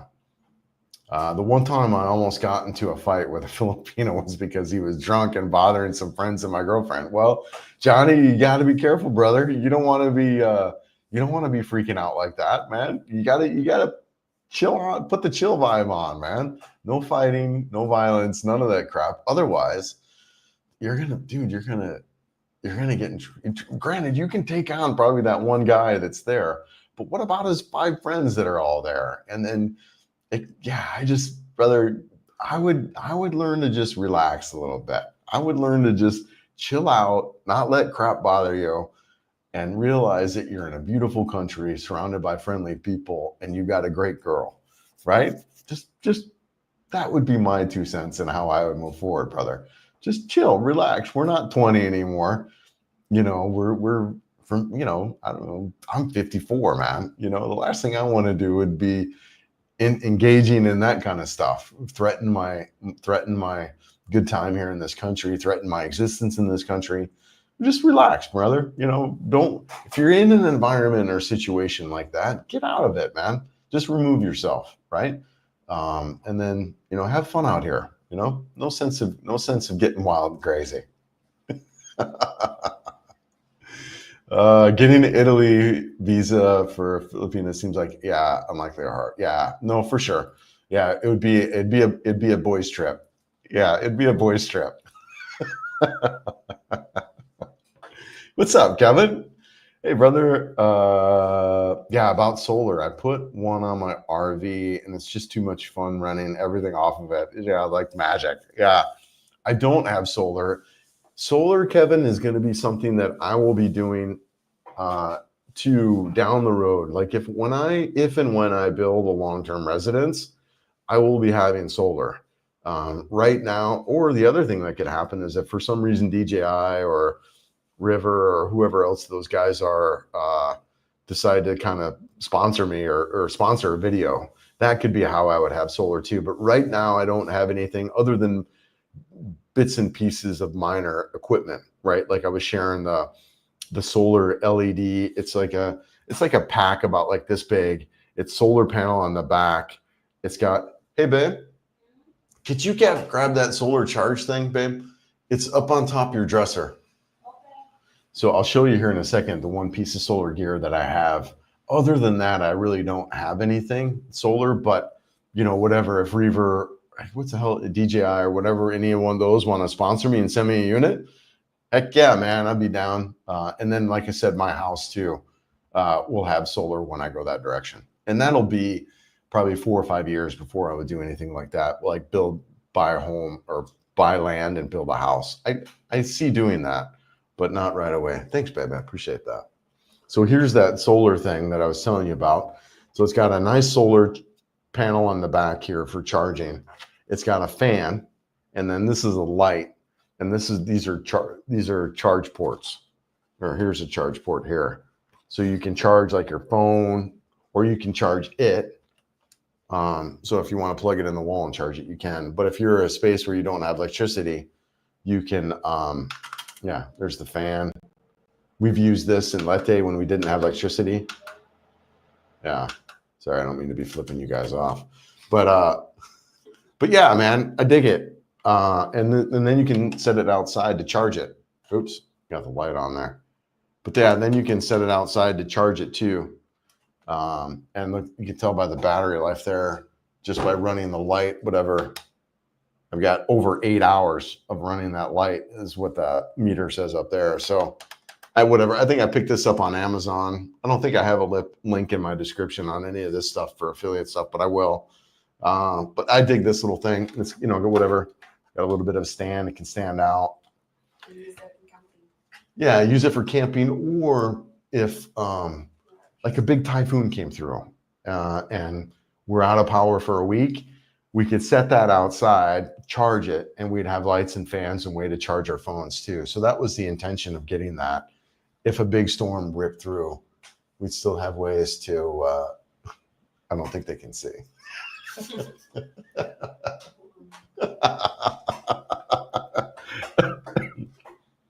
my shy Filipina. Yeah, hold on here. What about laundry? Do you take your, I'll show you on that video too, brother. We actually have a washing machine. So here's the thing about when that's why it's Cebu, BGC, Makati, Davao, Iloilo, even some of these condo areas that you can get in are good places to start. And then you can start collecting the crap, because as soon as you get out of there, man, that ball game changes. You get out here, there's not a lot of furnished stuff. There's some furnished stuff, but not a lot, man. When we moved to Lete, everything was empty. So when we moved to Lete, I had bought a bunch of things. I had bought a washer. I bought kitchen stuff. I bought a couch. I bought a TV, right? So we moved all that stuff down. For laundry here, there's 2 bathrooms. The second bathroom, there's one bathroom off the master, and then the other bathroom, we've got our washing machine in there. And so we do laundry here. And then I just dry, because we run the air cons, I just dry inside the house, and the dehumidifier pulls out the moisture in the laundry. So we just do laundry here. Yeah. Thank you, brother. What makes you decide Butuan from all the Mindanao cities? Is it the location, the friendliness, the people? Just stayed in Gemsan for a month and felt a bit hostile at times. Yeah, I had that same vibe. I spent a long weekend in Jansan, so I'm hardly an expert, right? But I had the same vibe at Jansan. You felt like you were on the edge, right? The edge of something, and a lot more military presence there. But it was a quick trip, and hardly, like I said, hardly an expert at all. I like Butuan, and what made me choose this over all the other cities that I'd been through in Mindanao. Another option stand out would be Mate down there at the beach. Super friendly down there. I freaking dig it. Atagam, just pull up the map, guys. So when I look at all the Mindanao, granted too, I'm not an expert in Mindanao. I've just kind of traveled through it, but I really like Davao, man. I freaking dig Davao. Davao is just great. I love it. Just it's got what you need, man. It's got what you need. At a better vibe. You got a really nice Samora Island out here. You can go do stuff. They're building bridge. Dave, who's out here a lot, he's also a big fan. He talks about bypass road that's being built. I like Davao a lot. I can't wait to be out there. But anyways, Tagam is another great city that I've been to, similar to Butuan. Similar size. I feel I haven't Googled it or compared it at all, but a good sized town, plenty of resources, really nice freaking big bike dealerships there. You've got the Honda, you've got a couple of the big bike shops out there. I thought it was along this road. And it's about an hour and a half out of Davao. So really great location. You can get back and forth. The Tagam is a solid option too if you're like in these small towns with big access. And then Mate is another one I really liked. But Butuan I chose because of CDO is just a little bit too big for me. CDO is very similar to Cebu to me. It's just big town, man. Big town. Yeah. Population of like 800,000. Big city. Just, and then Butuan on the other hand, you're sitting around 300,000 or 400,000. Yeah, I dig it. I just wanted a smaller town. Plus I talked about this a lot. Its proximity to a lot of other places. I can get back to Leyte. I can explore southern Leyte still pretty easily. I'm only a couple hours away from the ferry. I can get out to Dignat. I want to get out there, Siargao, Camigan, Bukatan, Balay. So it's several factors. One, it's proximity to those places I just mentioned. Two, the size of the town and what's there. So, yeah, no, I hear you. Yep. Well, I don't know if it's hostile, but it's you're on the border of some areas that we're told not to go. So there was a lot more military there for sure. I wouldn't classify really any cities that I've been to as hostile. Not at all. I haven't experienced hostility at all, especially some towns in the United States are hostile, right? I have not experienced any of that here in the Philippines.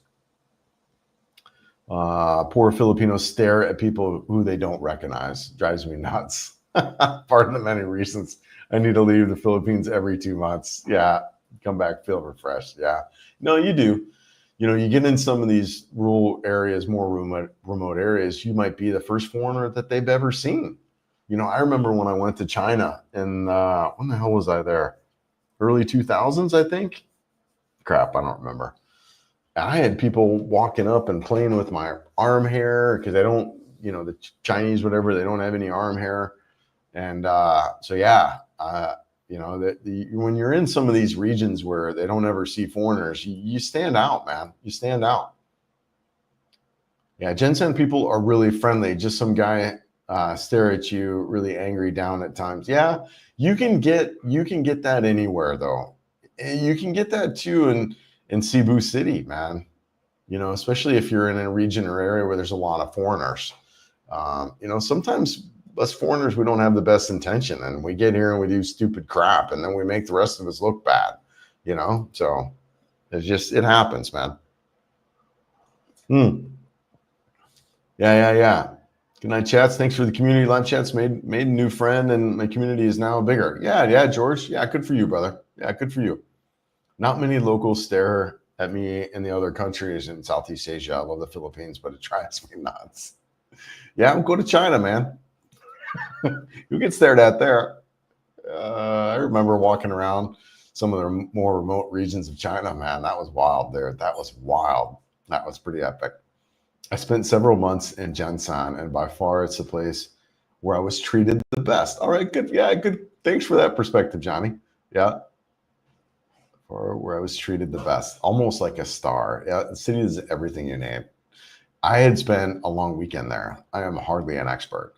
I definitely noticed the more military presence that was there.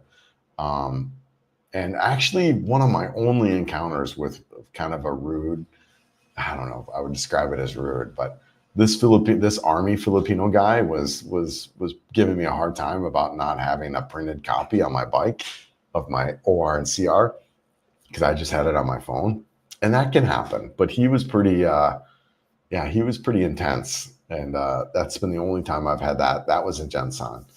But yeah, no, I felt like the people were fine there. I didn't not have any issues. I haven't had any issues, knock on wood, wherever I've been. So yeah, no, good.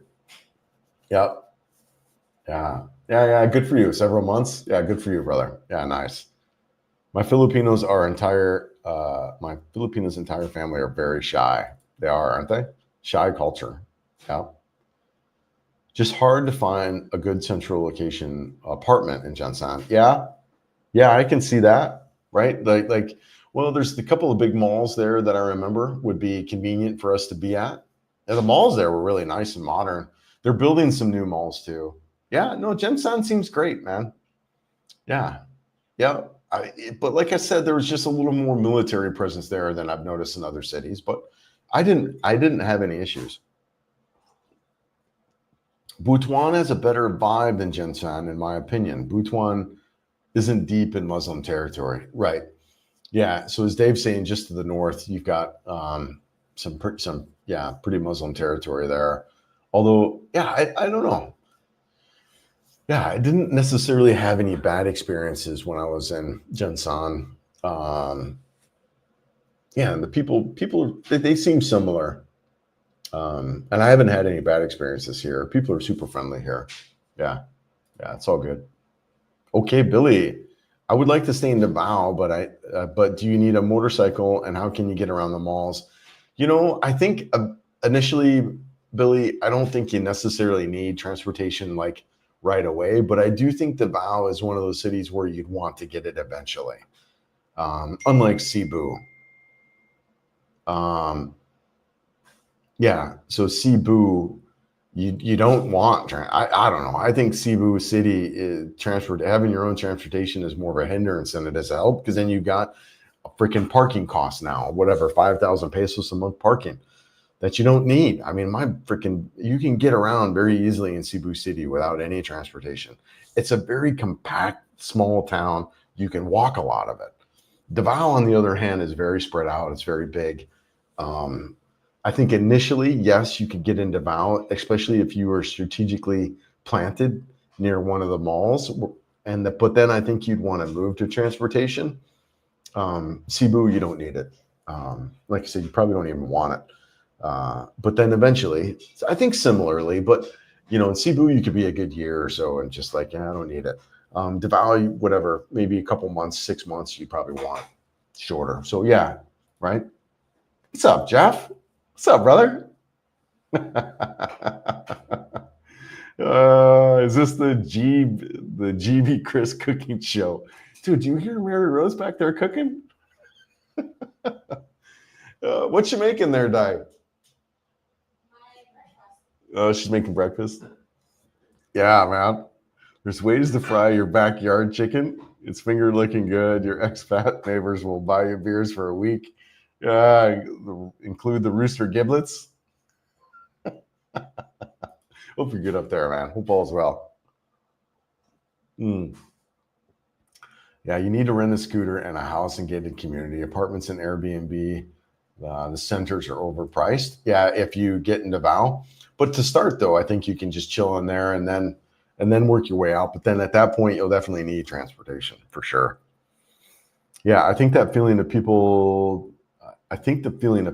looking at you in a bad way comes from your own insecurity or just a bad day. If you notice when you're having a good day, You don't get that feeling. Yeah, I mean, there's a couple ways people will just stare and look at you here for sure. And you're right. I don't necessarily feel it's all interpretation, right? We make it up, but you can get a sense of the vibe on how people are.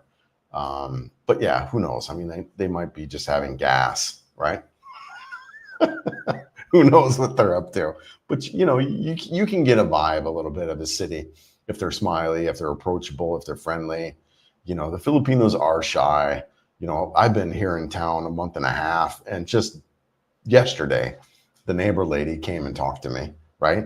So, and super friendly girl, whatever, sweet family next door, but they waited a long time to talk to me. So, but yeah, so it's a shy culture, which I love. I love the fact that it's not a loud, obnoxious culture. I love the fact that it's shy and it's reserved and it's saving face and it's conservative. I love that about this culture. It's good. Yeah, Filipinos are the nicest people in the world. They're just really sweet. They really are. I dig it. Yeah. I live in New York and no one says hi to you in the mornings. Everyone has their head stuck up their ass. Dude, I remember when my sister was in Brooklyn, right?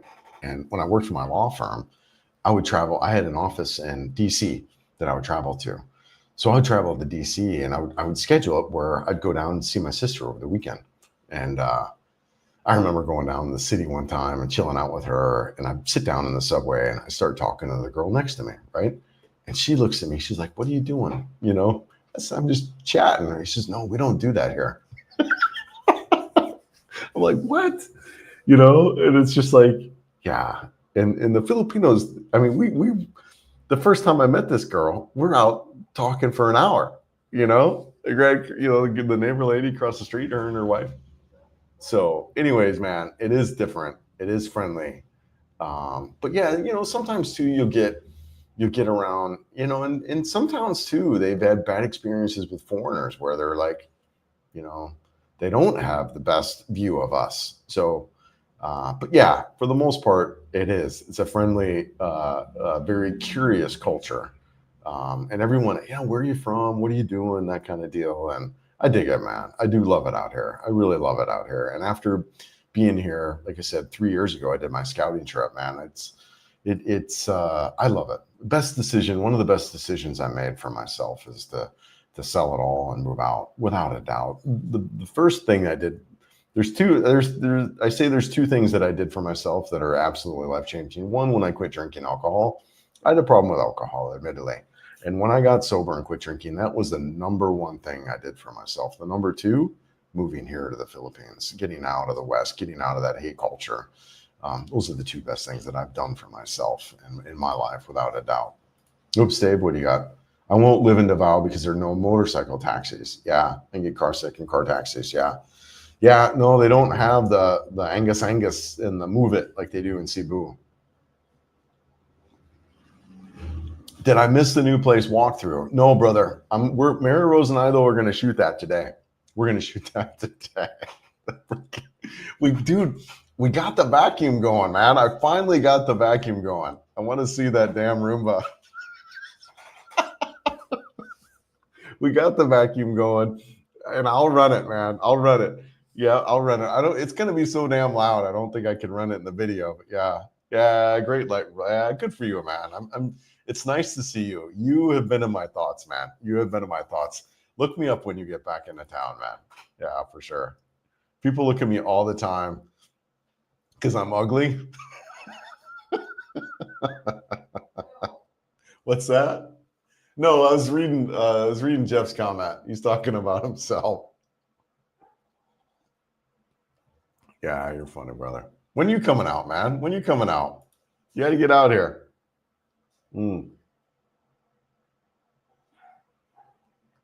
My biggest frustration is the landlords out there, the way they want a 4-way deposit, 2 months rent, 2 months security.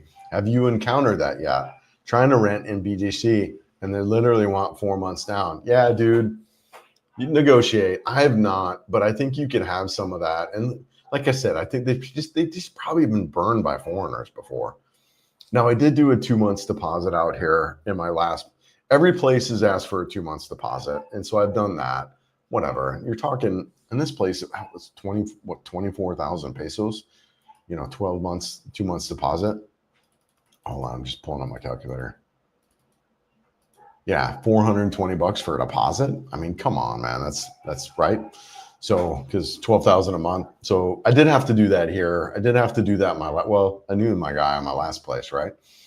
But still, I think I gave him a deposit. Just say, hey, you know what? Here's a deposit just in case, whatever.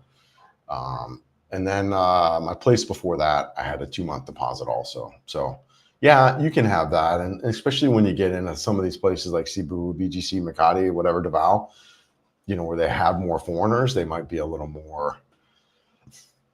They might have been bitten, right? So, but you can negotiate. A lot of stuff is negotiable.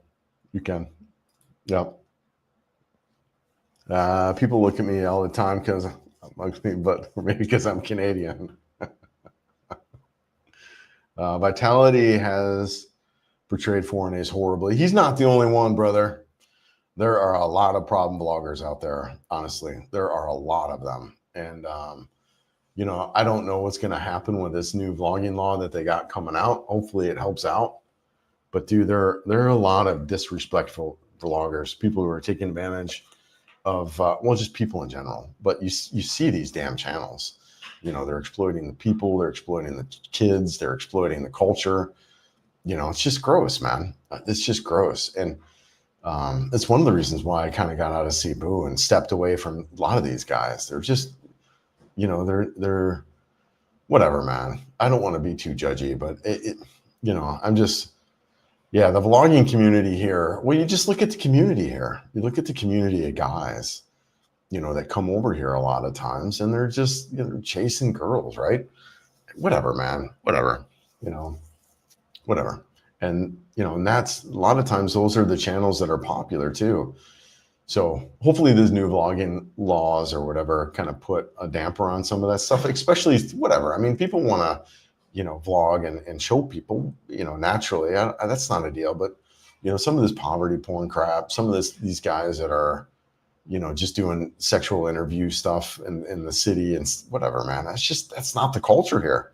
That's the Western way, but not this way. And I get it drums up views because people are interested in that. I mean, who doesn't want to see a 20-year-old,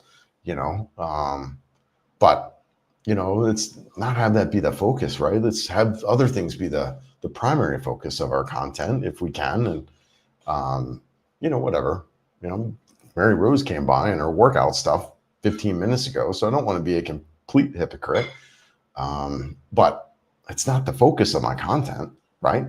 It's not, I'm not parading my 22-year-old 85-pound girlfriend around, whatever, man. I teach their own, right? And but you're right in the sense that guy has done a lot, but there's a lot, to me, there are a lot worse guys that are still actively vlogging, some of them have gotten out of the country because they see the writing on the wall, but there's still a lot of guys who portray this country in a bad way. They really do. Or they portray it in a way that's just, it's inconsistent with the local conservative culture, So anyways, yeah, I'll get off my soapbox. Yeah, that's why I get lit up by the guys who come over here and start families. I just absolutely love that because that is consistent with the Philippines. These girls want husbands. They want families. They don't want to be dating you for 2 weeks and then move on to the next guy. They want husbands and they want families, and that's what lights me up. I see guys like that. Guys like Mike, guys like Fletch, guys like Daco, that are looking to kind of start stuff out here. So yeah, man. Yeah. Like you, brother, like you, Richard. Yeah. Yeah. Anyway, okay. Yeah. They want 4 months deposit initially, but they can be talked down to one. Yeah. Unless the rental market is hot, which it's not right now, Dave. You're right. No, you're right. You can negotiate, but sometimes they won't. They won't cut the price to save their face, right? They won't. And it's also really wild too. They'll leave it vacant before they rent it. So it's a fine line. I agree. People that aren't as emotional People there aren't as emotional as Europeans here. They're very direct and sometimes rude. In the Philippines in general, they're friendly and make you feel at home. Right on, Johnny. Yep. No, right. Yep. So true. In Thailand, I've experienced hostile looks and rude words. Yeah, I guess they must be tired of low-level tourists. Yep. And that can happen here too if we're not careful. But you're right. Thailand just gets bombarded with that type of stuff. The tourist level there is so much higher. Yeah, so much higher. Yeah, it's a different level. Yeah, many vloggers are bad here. No, you're right. Yeah, and hopefully this will deter some of that. I don't know. I think it's gonna. Some people are gonna have to get busted or caught or whatever before I think it will make any impact. Some guys have probably already been like, whatever. I mean, I put the stuff on. I just don't really show a lot of people though. I never really been comfortable walking up and just talking to random people with a camera and microphone on. I feel this rude, and so I've never really kind of done much of that. And I've been around guys who do kind of stuff like that. I'm like, I'm cringing just watching it. So whatever though, teach their own, right? Like my oversensitivity on stuff doesn't mean that that's the right way. It doesn't. It's just my way. It's not the right way. But yeah, man, I hope it. I hope it gets some of these guys who are just completely disrespectful pedophiles off the channel for sure, and stop promoting them and giving them a means to continue to be disrespectful, right? Good morning, Mike and Mary. Good morning, Mike and Mary Rose. Blessings from Mike and Mary. Hey, what's up, brother? Yeah, I was just chatting about you, man. Great story. I love it, man. I love your story a lot. Let's get together soon for sure. Yeah. God bless you, brother. Yeah, absolutely. Yeah, really excited. Really excited too about chatting with you about investments and stuff like that. I really, just you're at a different level, and it's always interesting when you meet somebody like that at a different just level in so many ways. Your intellect and your ability to just learn and invest and teach. Right, you're a teacher at heart. So, but when you first meet people, admittedly, there's a little bit of just like trying to figure people out, right? And their intentions and stuff. So, but I'm really excited to get to know you and hang out with you and learn from you as like I said, who you are as an educator at heart. So exciting times as you as well. Excited about you and your family, and happy to build a friendship with you going forward, man. Yeah. My plan is to still rock Southeast Asia, but family commitments. That's right. I remember. Yep. Building igloos is a lost art.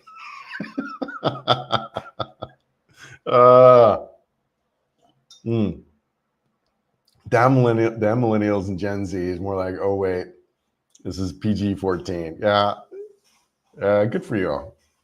Yeah, no, you'll make it out soon. You'll make it out. I remember of the guests that stayed. Yeah, as a guest that stayed with you for told me when I visited. Guest that stayed with you. I remember of the guests that stayed with you that told me about when I visited. Are you talking about did you crash at my house? Did you stay at my house? I think you remember you stayed with one time, or another guy that stayed at my house. When I was living there in Cebu, I had a 2-bedroom place, so I'd open it up to some people want to stay by every now and then. But anyways, man, stayed with you that you told me about when I visited. Yeah, I don't know, brother. I mean, I'm trying to figure it out.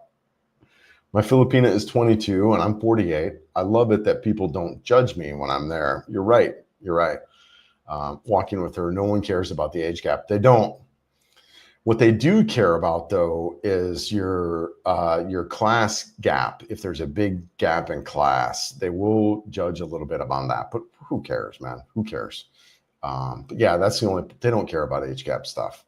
Yeah, it's not even on the radar here when Mary Rose and I are to get out. They know we're together. They know we're a relationship. No one thinks that she's my daughter, right? There's none of that weirdness. Yeah, no, they don't care about crap like that. It is cool. It is cool. There's a lot of expat trash vloggers in the Philippines who deserve street justice. Amen, brother. Amen. Oh, yeah, there you are. Oh, nice. Are you back? Dude, are you back? And are you the dude that I know? So cool. I hope you're back, man. I actually really enjoyed. So if you're the same person, dude, this guy is a freaking talent, man. A freaking talent. Really are. Dude, you are incredible, man. Incredible in many ways. And I don't want to give away any hints of who you are, because I know who you are. I met you before. But dude, you're super talented, brother. And I hope you keep it up. I hope you bring back the channel, because I know you had a huge following early on, and you did. You kind of brought a little bit of justice to stuff, and it's good, man. As a guy who was bothered by that kind of content, and I know you were as well. But you know what was interesting in that, and I think you have the same kind of realization, was David Bond. I actually really enjoyed hanging out with that guy. I really enjoyed hanging out with him. I enjoyed it. You guys ever meet people who remind you of your family? He reminds me of my son. He just does. Just a sharp kid, you know, and come on. I mean, what 30-year-old guy doesn't want to have a harem of women? I mean, seriously, right? Being honest with ourselves, I know I did when I was 30. Not now, of course. And I asked him that. I was like, David, why? Why would you want 5 women? I couldn't imagine. But anyways, man, if you're who I've met and know who you are, really shout out to you. Hope you're good, man. And you're just a really talented human being in so many ways of your life. And yeah, hope you're good, man. Hope you're good. And hope the channel kicks back up. I'll have to look you up and see if you're back doing videos again. Yeah. So what is the usual Filipina brekkie? Dude, what are we talking about?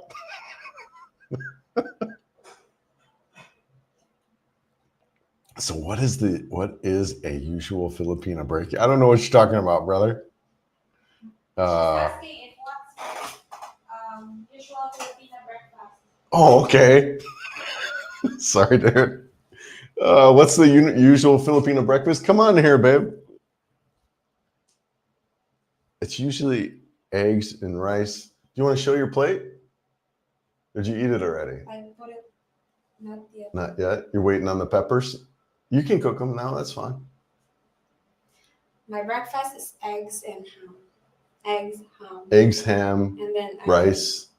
Yes, the most important thing. Right. Rice. But you got peppers. You got peppers that you got. This one in there, my rice. Right. Peppers in the rice. She likes a little bit of spice. That's it. Yeah. And then but coffee with milk. A lot of times too, you guys will do dried fish with breakfast. Yeah, but so I haven't found dried fish, so. Right. So they do a lot of like protein. They'll eat sometimes like what we eat for lunch, for breakfast. They'll eat like whatever, chicken and, you know, that kind of deal. I've noticed that a little bit too. Breakfast can be a little bit different than what we're used to, but eggs and rice typically, and then a protein like ham or something like that. So yeah, sorry, man. Thanks, Mary Rose, for helping me out there. Yeah. Yeah. No, you're right, Johnny. It's right on. Yeah, it's true. They don't care about age gap. It's there, but yeah, the Philippines in general, like we were talking about before, it's a polite country. They're not going to confront you on anything, whether age gap, whatever it is, for them, unless you're being a complete asshat, right? But yeah, it's just not a super confronting culture. So no matter what it is, they're not going to confront you on it. And if you're just a good expat, dude, so here's one of the sayings that early on that I had heard: you get what you give. So if you're a chill dude, if you're just a good guy, a chill guy, and you're just here to have a good time, paint a smile on your face, dude, that's what you're going to get back. So you get what you give. And I think that is very true in this culture. If you're an absolute asshat, you're going to get some problems here. You really will. Yes, you're right. Yeah, you stay. I wasn't sure if you stayed or not, brother. I thought so. I thought you spent the night one night over there. Yeah, right. So, guys, my place before, you could see the videos on that. Dude, I stayed at one of the most premier neighborhoods in all of Cebu. It's called Beverly Hills. And it was right below me, right below me was a famous actress. Kimchi. No, that's the food. Kim Chu. Kim Chu was right below. And then I guess some guy, Mateo. I don't know Kim Chu. I don't know Mateo. I don't know these people. I'm not familiar with the Philippines Hollywood scene, right? But that's the neighborhood that I was in. So what Kev is talking about here is I had some guys. So with that, when you're in Beverly Hills, you're living in Beverly Hills, you have to be respectful. You have to be mindful of where you're at, right? So bringing strange girls over you can't do that in Beverly Hills, right? So I had some guy, I had a couple guys stay with me a couple of times, just say, hey, you know what? I've got a 2-bedroom place. Come stay, hang out, So one guy stayed with me one time and he was bringing over this bar girls. I'm like, dude, you can't do that here, man. You can't do that. And you can't do that in a lot of places, not just in Beverly Hills, Cebu. You can't do that in a lot of, the guards will be like, you ain't bringing girls in here. And think about it. If you own it, if you live there, like your current home where you live, do you want guys bringing these strange girls in and out, maybe even professionals? No, you don't want that in your own backyard. Of course you don't. It's no different here. They don't want that either. So yeah, I had a guy there. And actually what I had done is I'm like, dude, you know what? I invite you to stay here. It ain't going to work out. I bought his Airbnb and I said, get the F out. Get out, man. We've talked about this. Go. Like, what are you doing, man? You can't do that here. And after the second or third night, I'm like, bye-bye. Here's an Airbnb. Go stay there. Yes, I remember that. Freaking guy, man. Just a joke. Yeah, anyways.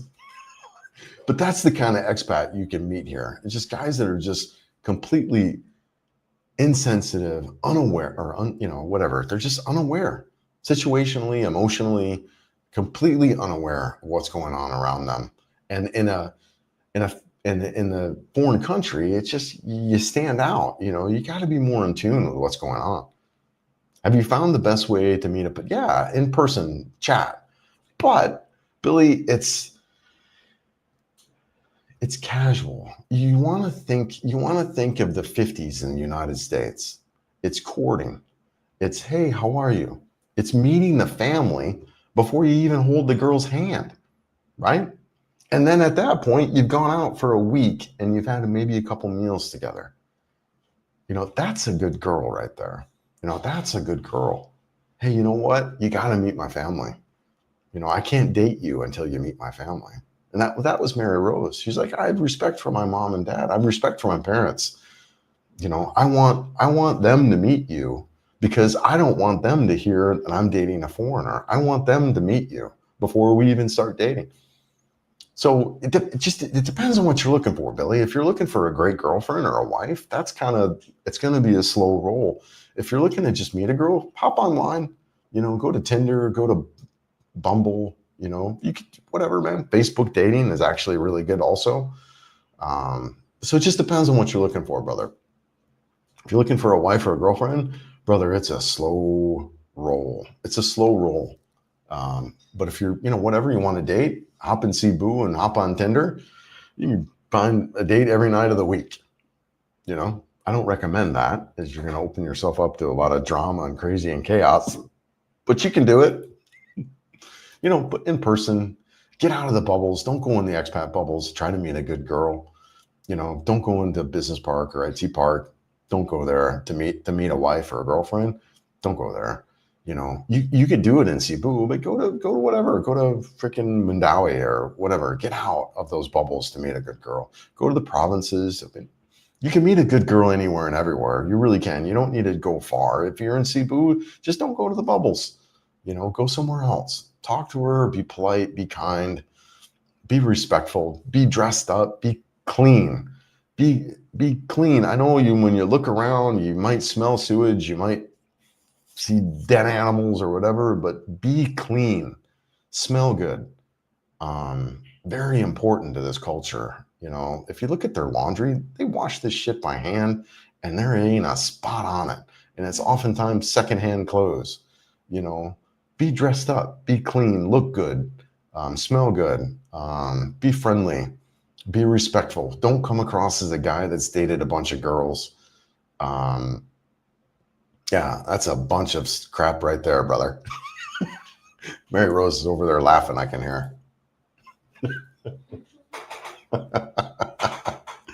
The Expat Trash channel is excellent. Please make more videos. Right? Is that him? Dude, that guy is, he's super talented, man. Just a talented human being in many ways. Holy crap, Diet. Can you turn on the filter? That's all right. She's cooking them damn peppers and it's got my eyes all fired up. You're all right. Oh, yeah. No, you're good, babe. Those peppers are in the air. Next time I will cook dried fish. No, yeah. Next time she'll cook dried fish. Yeah, no, I agree, Richard. Super talented guy and a good guy, actually. Like I said, if this is him, I'd met him. Super talented guy, really friendly. Just in every way talented, super sharp guy, and a good dude, right? Good, you know, high moral integrity, as the channel would indicate. Yeah, yep. I agree. Rice with toppings. Yeah.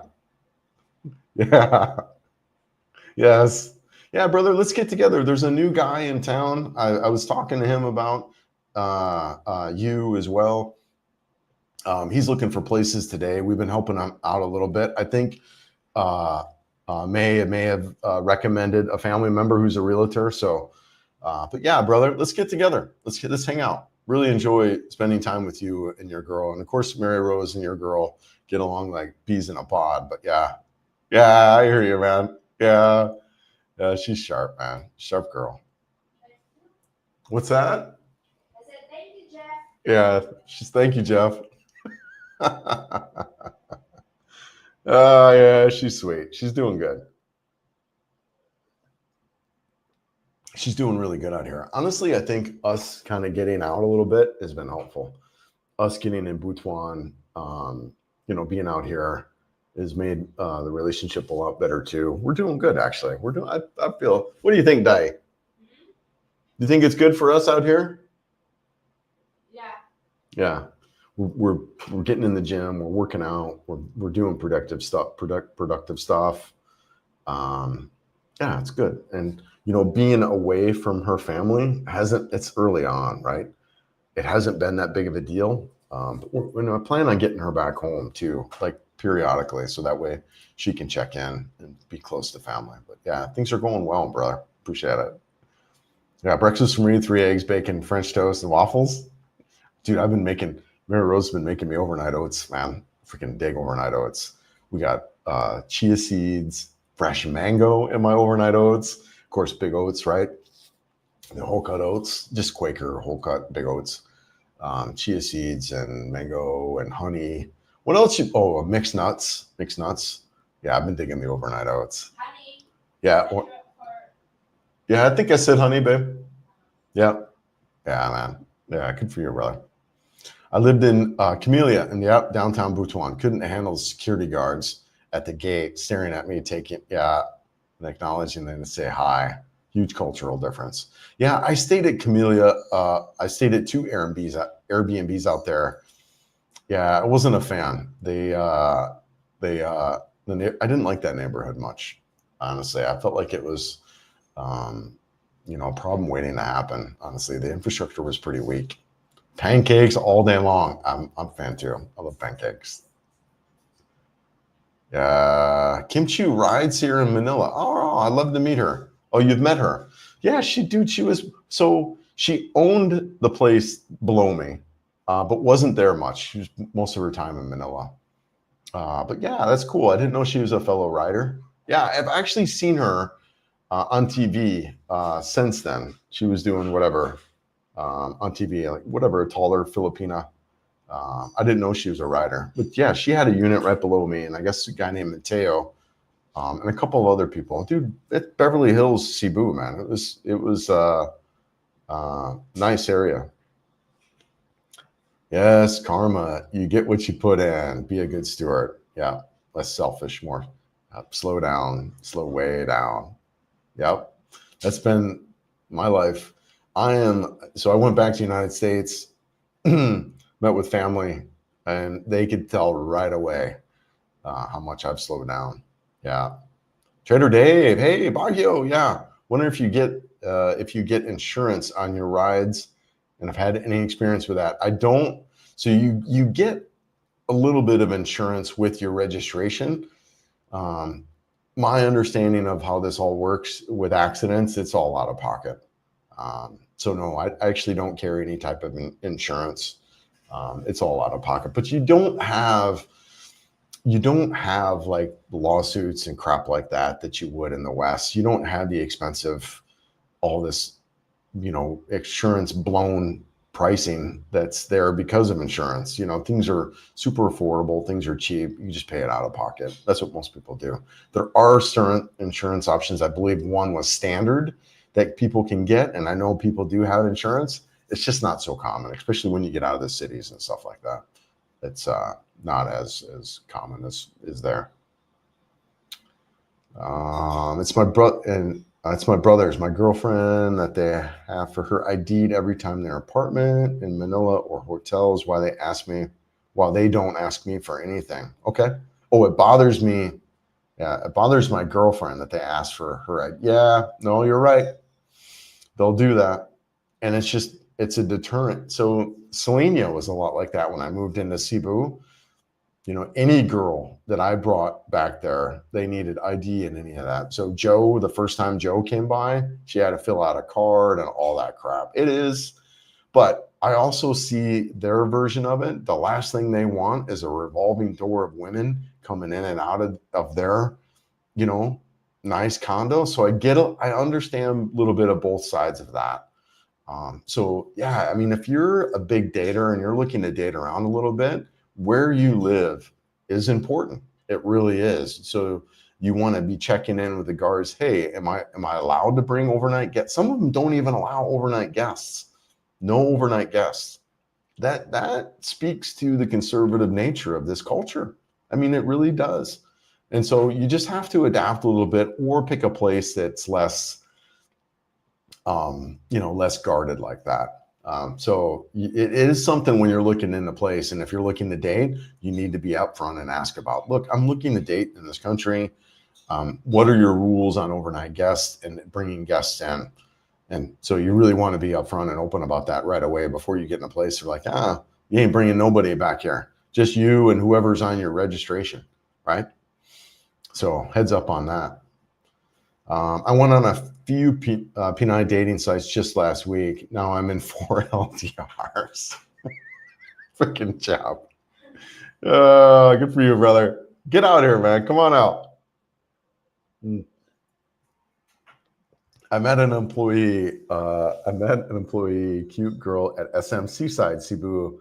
I guess that's far enough from the bubble that she can't get corrupted. Yeah, SM Seaside, SM City. Those two, great. Yeah, SM Seaside's nice, man. Nice area out there. But yeah, for sure, man. For sure. No, she's not cooking fish. She's cooking rice, eggs, and some freaking those chili peppers she brought by, which were burning my eyes. She's over there laughing. Hey, Kristen Mary. Yeah, she wants to cook dried fish. Oh my gosh. Hey, Kristen Mary, how you guys doing? Peter told you in Butuan already. Wow, in Mindanao now. Hey, sweetie. Yes. Hyson, how are you? Yes. Hey, tell Pete I say, hey, hope you guys are good. Yeah, absolutely. Yeah, we're in Butuan now. In Butuan. Yeah, yes. I want to get back to Tagum. I love Tagum. Tagum is actually, I mean, a great town. Guys, Tagum is phenomenal right there. Remember I was showing you northeast of these guys are from there. Peter's her husband. And yeah, really great couple. Sat with you guys and had dinner with you. Really appreciate it. But I love Togum. I love your little town. I do. It's a great town, close enough out of Davao where you can, get back to Davao if you needed to. But a good little town, really cool community, friendly, super friendly community. Togum is actually probably one of the more friendlier communities that I've been in. It really was a standout for me. Yeah, dig it. Yeah, I'll be back to it there too, sweetie. Thank you so much. Appreciate it. Tom's away. Hey, Chris, let me know if you'd like to meet up again before. Yes, Tom. Thank you, brother. We were just talking about you yesterday. Let's grab a coffee. You know what? Let's maybe meet up for lunch today, if you want. I'd love to meet up again. Yeah, there's another couple more guys in town too. We can introduce you to if you want. We were just talking about you last night. Let's meet up for sure. Let's meet up for lunch today. Reach out, send me a message. However, we were corresponding, and we can meet up for lunch. My buddy is sweet with her. Yeah, Kim. Yeah, well, she's a beautiful Hollywood actress, right? I'm sure. Yeah. As long as you can support them, there's no major problem. Yeah, right? The 3 or 4 LDRs. If I had to find a girlfriend again, I'd go straight to a university area, a mall or small town, talk to people, no bars, clubs, or dating apps. Dude, right on, right there. It's exactly true. Go to one of these towns that are around 300 to 400 towns. They have at least one university in them. And you're right. Chill out. Don't go to any bars. Heck, go to church. But I mean, go to church, not to meet women, of course, right? But you're absolutely right. I'm with you. Just natural, organic, like anywhere. But it's easier here. Go to your favorite restaurants, hang out. It's easier, especially once you get out of some of these the foreigner bubbles. Cebu is not a good place. It's really not, especially and I say that looking at all the other places that I've been. Cebu is probably one of the worst places to go for it's Cebu is a great place to go if you're looking to date a lot. You can get online, get the apps, but I'm telling you guys, there is a lot of drama that comes with that. If you're looking for a wife or girlfriend, get out of those areas. Go to some of the Butuan, Ormoc, phenomenal. There's great little towns there. And the nice thing about Ormoc, dude, you are a 2-3 hour fast craft back to Cebu. 4 of them, they got like 8 of them a day, maybe between what the hell ever those 2 ferry companies are. There's like freaking 8 ferries a day going back and forth to Ormoc to Cebu, all along that coast. I think Butuan's got a ferry now. Those are really good hotspots for like finding finding a wife or a girlfriend. Totally with you, brother. All right, guys, we're gonna wrap it up here in just a minute. I got to use the restroom, get breakfast, and go to the gym. I spent plenty of time in Togum, yeah, and I see Butuan is a much better vibe. Togum is very conservative, in my opinion, like everywhere in the Davao Jinsan region. Yep, I think you might be right there, Dave. I love Togum. Everybody was like, hey, hi, it's just super chill and friendly. I noticed it more there than any other place in the Philippines, honestly. That and Mate. I like Mate, which is right near there too. They were all super friendly and nice. Yeah, so I'm with you. I like it though. And I like Butuan though. Yeah, appreciate it, guys. Thanks all guys for being here. I really appreciate this community. Just, we're good men. We're good people. And I dig that about you. So I acknowledge all the guys and good women, right? We're just good people. Good, I love it. Really appreciate everyone being here. Amping, IYO, and feed that good wolf. We'll see you guys. Take care. Mary Rose is saying it too.